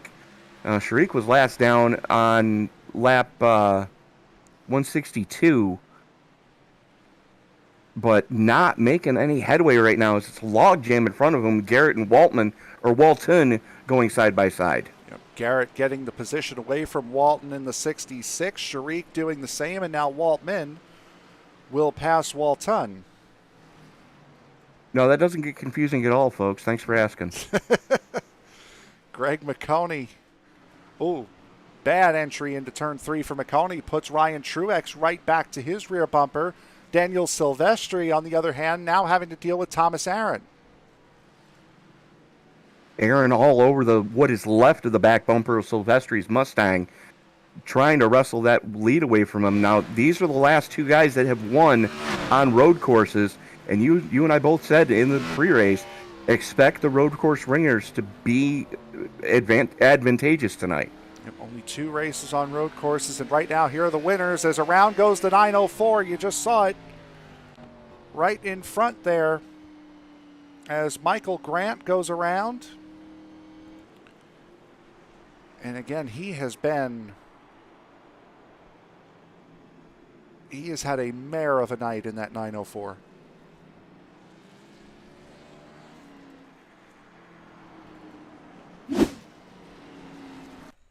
See what happened with Grant. This is him battling Ryan Harrison. I think he gets a little too eager coming out of turn 2, and yep, that's exactly what happens. But just overcooked it, and they're putting it on him. He admitted to it, and to the tail end of the field, Michael Grant goes. Robert Walton. Now, there is one little point that I do want to point out to you, Frank. Mm-hmm. If you'll notice, everybody's got Xfinity on their windshield banners, except for one car here tonight. Who would that be? That would be the 06. And the series has made quite a note of that, having that windshield banner either with the Xfinity logo, the bog standard Xfinity logo, or the series logo on top. And Tyler Truex Racing has gotten dinged for that quite a bit over these last couple of weeks, as far as points penalties for not having that upper banner. And I think Waltman's about to take a point penalty as well for it. I dare say you were right, because I just noticed that about 2 laps before the caution came out. I'm like, wait a second. Those are eyes. Yeah, he's got McQueen's eyes. They're looking out. Which, I mean, I can dig it. You're going for the whole, Lightning McQueen look. I can understand that. But you still need to have the right banner. And Waltman running currently in the 12th position at the moment. Matt Garrett behind him. Dustin Stallings there as well. Biggest mover of the race, Vince Burns, running in 6th. Ryan Zunk has had a very quiet night, but he has been in or around the top 5 the entirety of it. Very solid run for that K9.com number 23.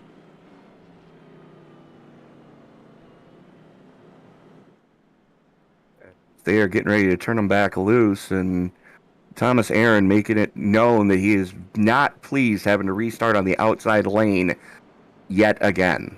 Well, I mean, that's unfortunately one of the deals of racing, and with the way Martinsville is, Silvestri's certainly not given the inside of the lineup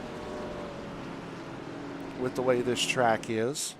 Even Aaron admitted if he did, it would be suspect. As the pace car picks up a little bit of speed, starts to peel on off. There it goes, and here we go. Restarting with 17 to go, Frank. It It is going to be quite a wild run to the finish, as if this whole race hasn't been wild to begin with. Silvestri straightens out into the restart zone. He goes, bogs the inside line down a little bit. Does Silvestri, but Aaron gets going as well. Ryan Zunk tries to stick the nose in on the outside of the 12 of McConey. Does not work for him. He'll fall back to 5th. McConey and Aaron side by side going into 3. And Aaron just sent it going into 3, not giving McConey a shot at getting to his inside. As McConey with a good run going down the front chute, though. Ooh, poor exit. And the door gets slammed. There was a poor exit for the 93 that allowed the 12 to get back, as I think Justin Clapper has gone around. He has. Clapper from a top 10 position, now around backwards. And Clapper has had good run after good run after good run, spoiled by the misfortune of others. He's running in 7th. Going into 1, overcooked it. I can't say that was spoiled by a mistake of others. That was spoiled by the mistake of I. Yeah, that shot that he took from Burleson, not heads-up driving. And that was after Clapper had already gone around. Thank goodness for those bumper bars. Otherwise, that would have been radiator to radiator, and neither one of those guys would have been rolling too much after that. You're not wrong. So anticipating this restart with about 10 laps to go, Daniel Silvestri still in front. Silvestri missed last week at Gateway, so he is looking to go 2 for 2 in his ThunderClap Stock Car iRacing Series career in 2 different machines. Again, only one driver has won multiple races this season. That would be Ryan Truex, running in 4th. In the Xfinity car at Auto Club. The very next week in the Cup car at Atlanta. And then last week in the truck at Gateway. The only driver to claim a victory in all 3 classes of racing here this season. And the unfortunate part is Truax hasn't run a full season. No, he has not. He has missed quite a number of races, especially recently. It's just looking up through the front here. 6 wins. Half of the races this season that have been run and in 12 laps completed have been won by the drivers currently occupying the top 4 spots. Oh, there you go. And it looks like we're going to get about a 10-lap shootout when we turn them back loose. Daniel Silvestri, Thomas Aaron, Greg McConey, Ryan Truax, Ryan Zunk, Vince Burns, Tyler Truax, Jake Waltman, Seth Gadge-Doris, and Mark McCrary rounding out your top 10. As we currently sit, your biggest mover is that 55 of Vince Burns, up 13. Jake Waltman back into the top 10, up 15, going to restart in 8th. So Waltman has worked his way forward quite nicely, and these cautions are certainly helping his cause. And Tony, I think it's a statement that is pretty safe to make. There are 3 green-white checkered attempts here for this race. Place your bets, folks. How many are we going to need? Possibly 4 if it's a natural green-white checkered. So Silvestri will lead them down yet again. Thomas Aaron on the outside, Greg McConey and Ryan Truex in row number 2. Green flag is out. Silvestri waits as long as he possibly can, stacks the field up, There it is. Silvestri is off, and a penalty. Never mind. I was going to say a penalty for him, but Tommy out. Oh, wow. That's a parking lot down in turn 1.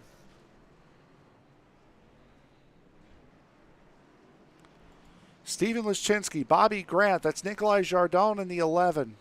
Saw the 24 of Tommy Allen involved in it. 13 of Ryan Harrison.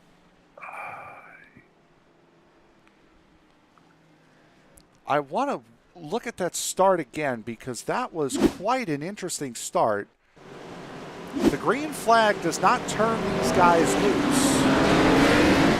The restart zone does, which is clearly painted on the wall. We'll take a look above. I don't know. I think Silvestri might have started that race a little bit late, and because of that,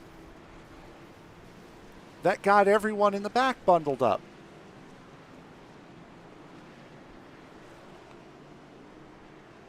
I want to ride on board. That was with a Garrett. mess. I want to ride on board with Garrett on that restart. Again, Silvestri's past the restart zone. Green flag is out. And again, you see, here they are. They're all just jumbled up.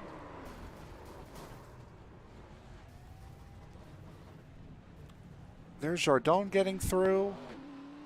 And then just the parking lot ensues in turn one.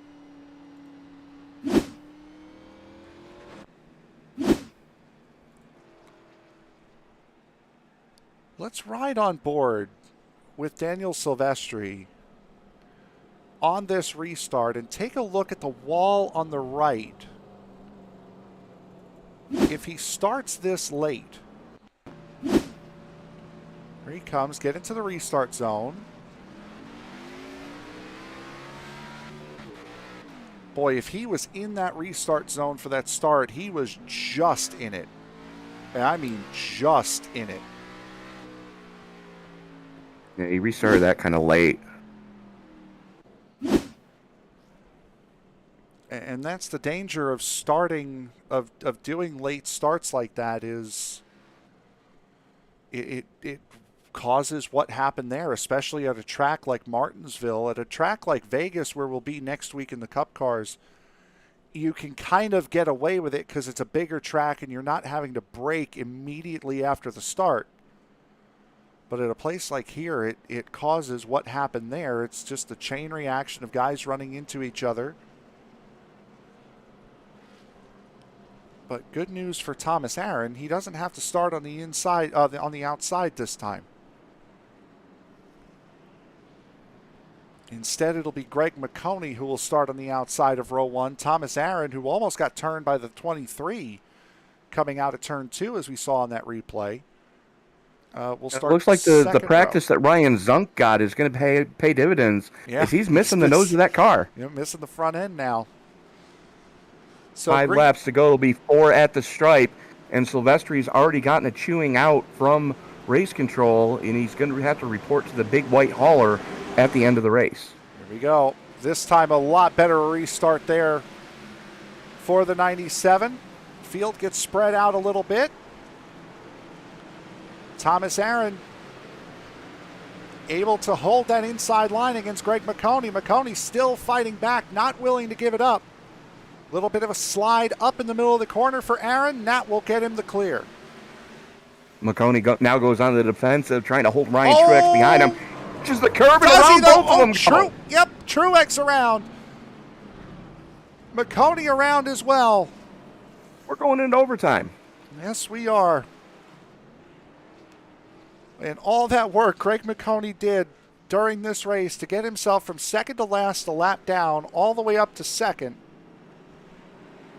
Now null and void.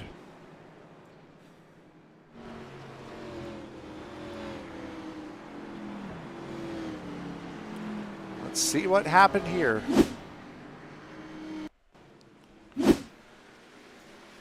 Going into turn one, McConey gets to the inside. Oh, McConey just too much rear brake, and it catches Truex. Looks like McConey caught the curb, too.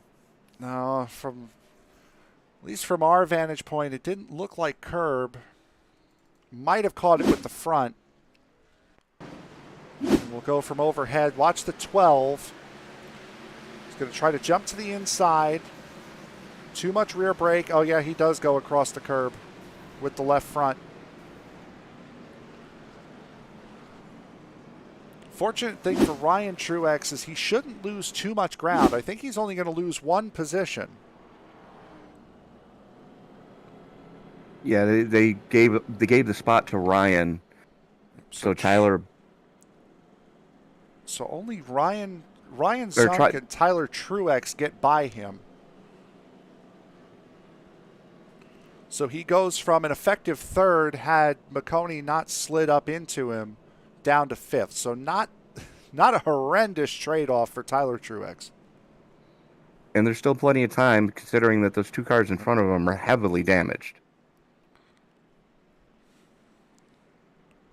Actually, three of the four cars in front of them are missing at least one piece of their car. And something tells me that Thomas Aaron, one more nice little knock on the back bumper, will be all four cars in front of him will have one body panel missing at least. Oh boy! So the first of several green-white checkered attempts coming here.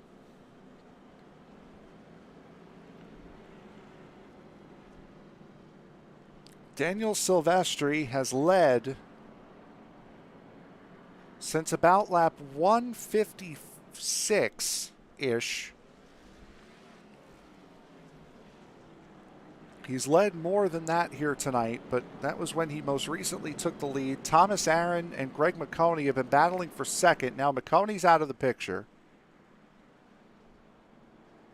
Enter stage left, Ryan Zunk and Tyler Truex to fill up that second row.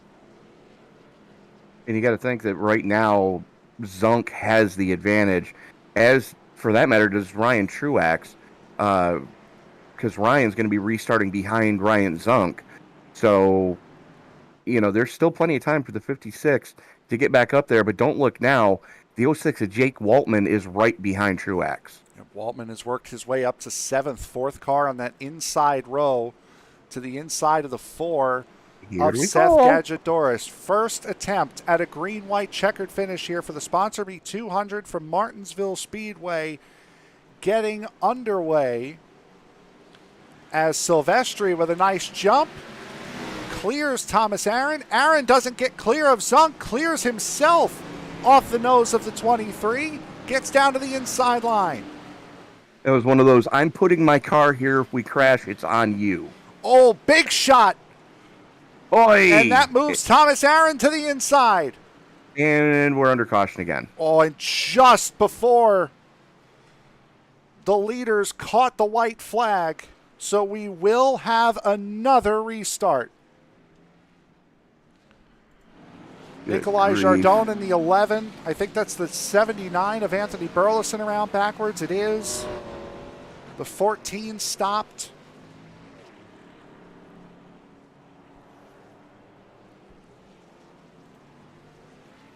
Let's see what happened here.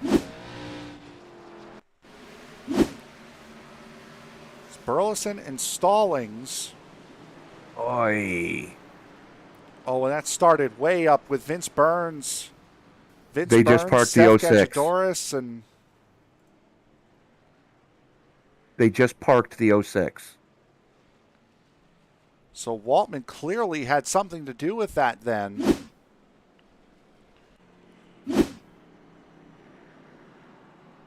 So Jake Waltman done oh, for yeah, the event. There it is. He got into the 55, and that's what started it. We'll go to it now. There's the 06. Left front locked up the entire way.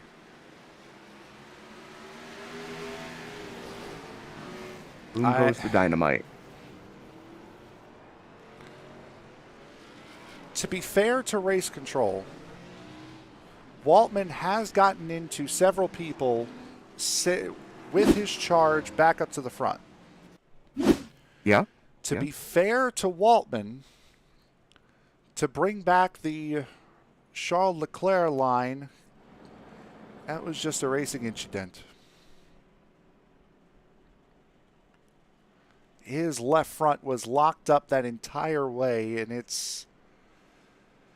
he missed the corner. He was not making that corner, but it's not like he used the 55 as a brake. Just about did.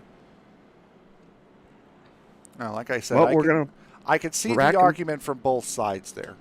We're going to rack them, stack them, and try it again. Attempt number 2 at a green-white checker finish. Now, for those of you unfamiliar with why we are back under caution, the leaders have to cross the start-finish line to start the white flag lap before all hell can break loose.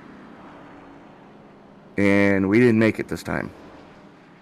By about 20 feet.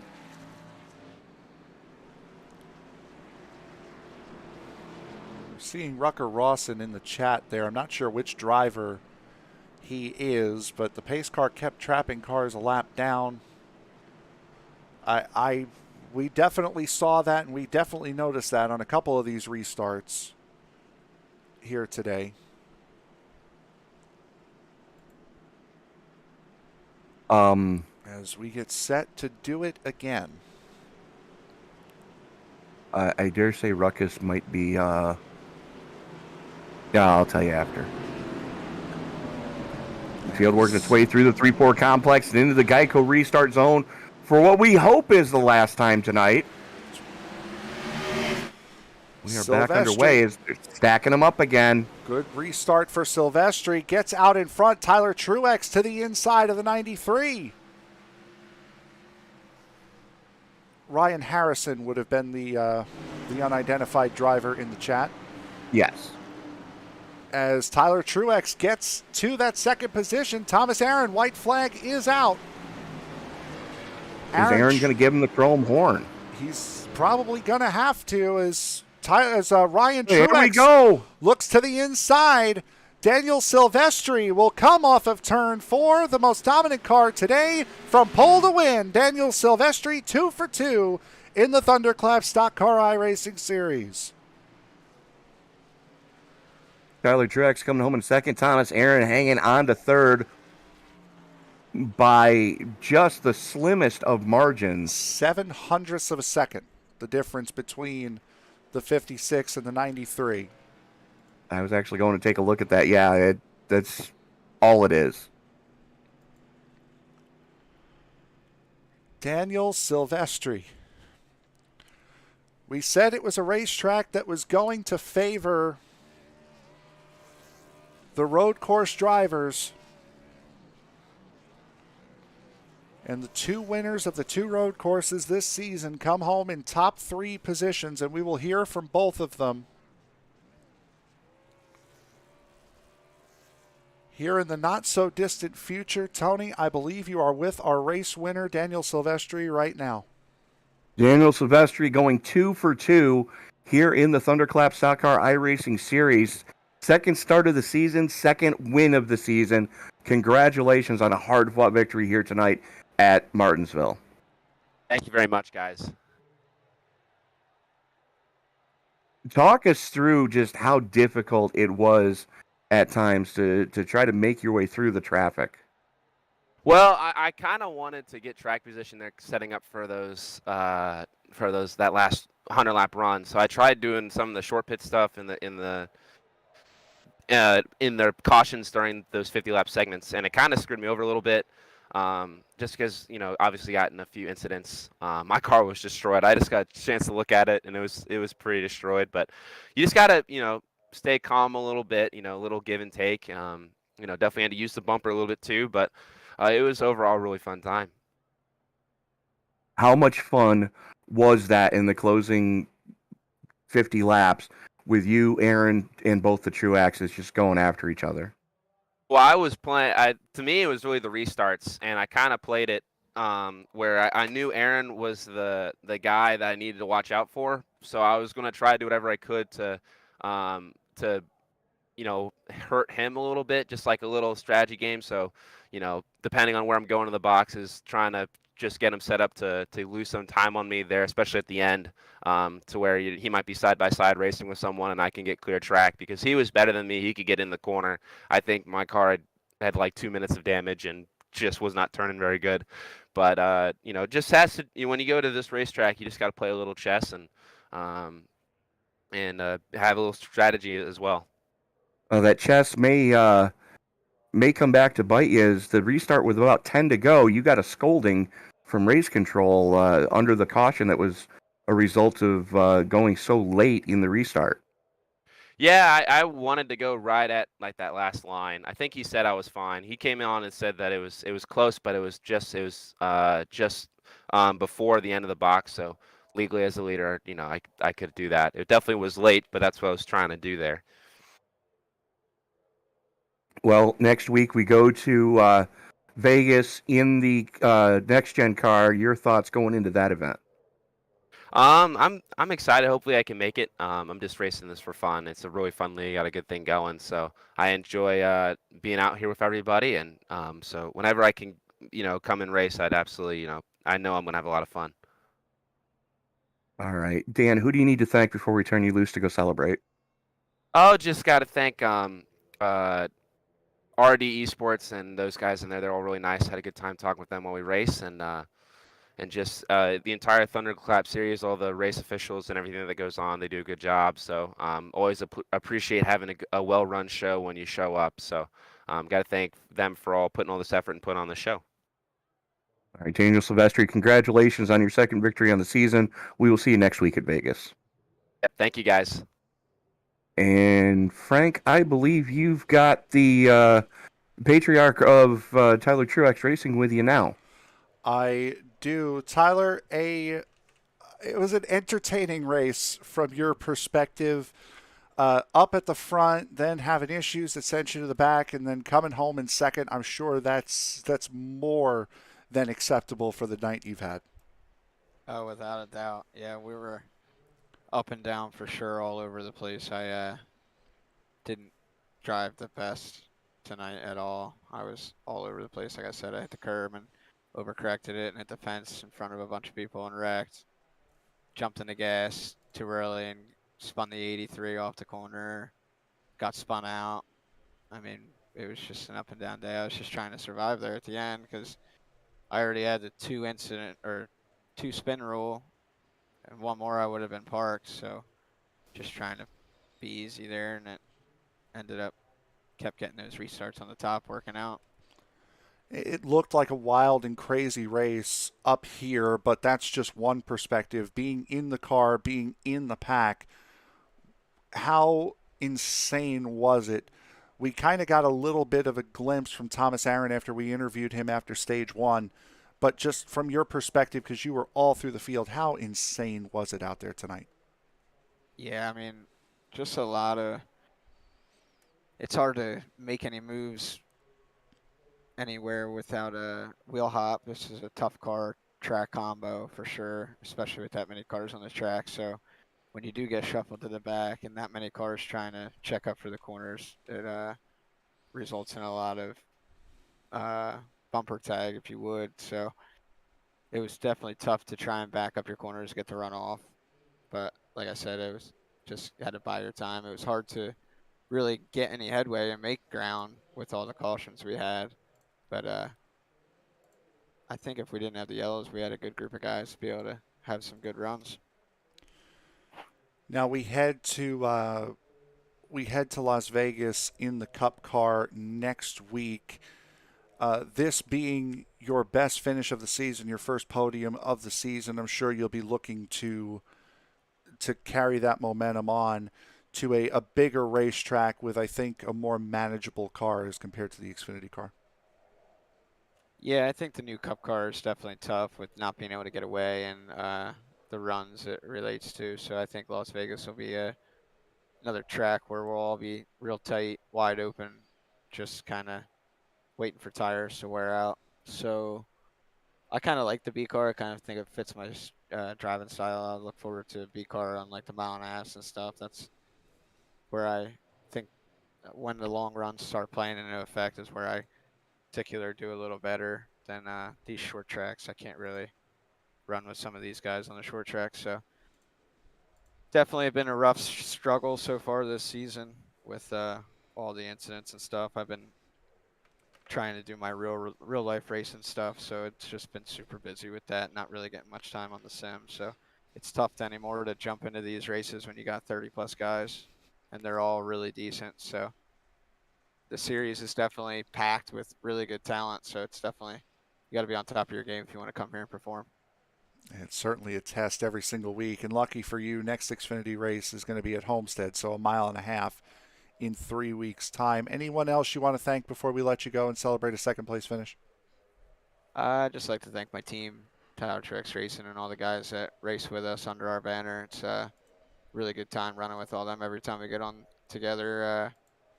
Like I said, I haven't really been able to make each week due to my real life schedule, so it's nice to see them guys be able to come out and represent. It's fun racing with my cousin and all them guys. So just shout out to them guys, and looking forward to seeing if we can get more podiums within ETTR. Tyler Truex, your second place finisher tonight, bud. Congratulations. Thank you. And thank you guys for all you guys do for our series. It means a lot. Of course, we love every single second of it, bud. So with that, we will now go to our third place finisher tonight. That would be Thomas Aaron, and Tony is with him. Thomas, all things considered, can't be too disappointed with a podium finish. But how much fun was that at the end, going side by side with Ryan for third?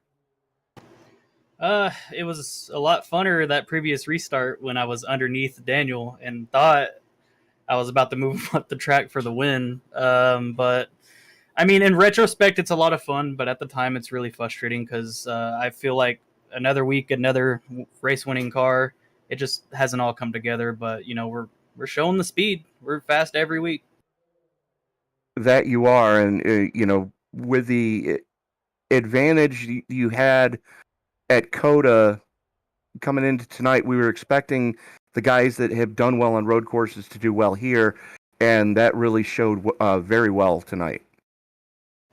Yeah, just those really hard braking zones remind me a lot of those braking zones in COTA.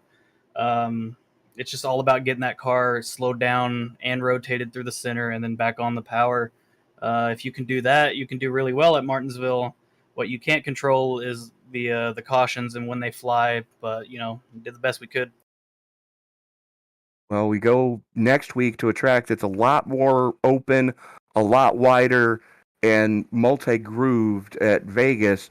What are your thoughts going into there with the next-gen car?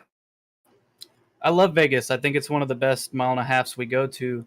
But the next-gen car is kind of a struggle for me right now. I'm still figuring it out. I'm definitely not as fast in the next-gen car as I am in the Xfinity and the truck. But, I mean, it's all a learning process for everyone. So I'm ready to learn and get fast in it. All right, Thomas. I know, again, can't be too disappointed with a podium finish here tonight. Definitely going to help your case in the point standings. But who do you need to thank before we turn you loose? Got to thank my friends who are watching the broadcast. You know, they always show out every week, regardless if I wreck or if I win. So, you know, they're the real ones. Absolutely. Thomas, Aaron, congratulations on another podium this season. We will see you next week at Vegas. Good luck. Thank you, guys. Keep up the good work. Well, Frank, that means we've got another one in the books, my friend. Yes, it does. Unfortunately so, because I've had another sim crash as that was happening, and as I was typing an apology message because of all of the sim crashes I had. So go figure. Yeah, and an incredible night here tonight at Martinsville. A difficult one for all of us here, and I'm sure a lot of these drivers, including us as well, are going to be very, very happy to put June 22nd, 2022 at Martinsville in the rearview mirror. Yeah, very much so. It was a tumultuous race, both on the track and off the track. As you know, production issues plagued us tonight, unfortunately. But you know, the action that we got to see on track during the green flag runs that we did have, it was some of the best racing that we've seen all season. And, you know, it was just fights, played straight up brawls to try to gather every spot that you could tonight. And, you know, everybody knew that on the restarts was where you were going to have to start making your moves. And it bit some guys, and other guys not so badly, but there are a lot of guys that are definitely in trouble after this race. Yeah, certainly. And I'm sure we'll have some penalties and other stuff like that to bring you up to date on next week as we head to Las Vegas, back again in the Cup car. After this run in the Cup car, I think it's worth noting that this is going to be our last go-around in all three cars after the Cup car next week. We've only got one more run in each car before we hit the playoffs. So that is certainly bringing a lot of heat to not just who is going to make the playoffs, but knowing you've only got another 2 or 3 races left in each car if you're looking to win one of the individual level championships. Yeah, very much so. And there's a lot of pictures you're going to have to kind of digest, where you've got the truck champion, you've got the overall champion, but you've got an Xfinity champion and a Cup champion as well. And right now, nobody is leading all 4 point divisions. Yeah, absolutely. And with that, we will put this race to bed. We'll take a look now at the final results here, if it's willing to work. I think it will be. Yes, it is. Okay. So Daniel Silvestri, Tyler Truex, and Thomas Aaron, your podium finishers here tonight. Ryan Truex, Ryan Zunk, your top 5. Matt Garrett, Robert Walton, Seth Gedgedoris, Mark McCrary, and Tommy Allen Jr.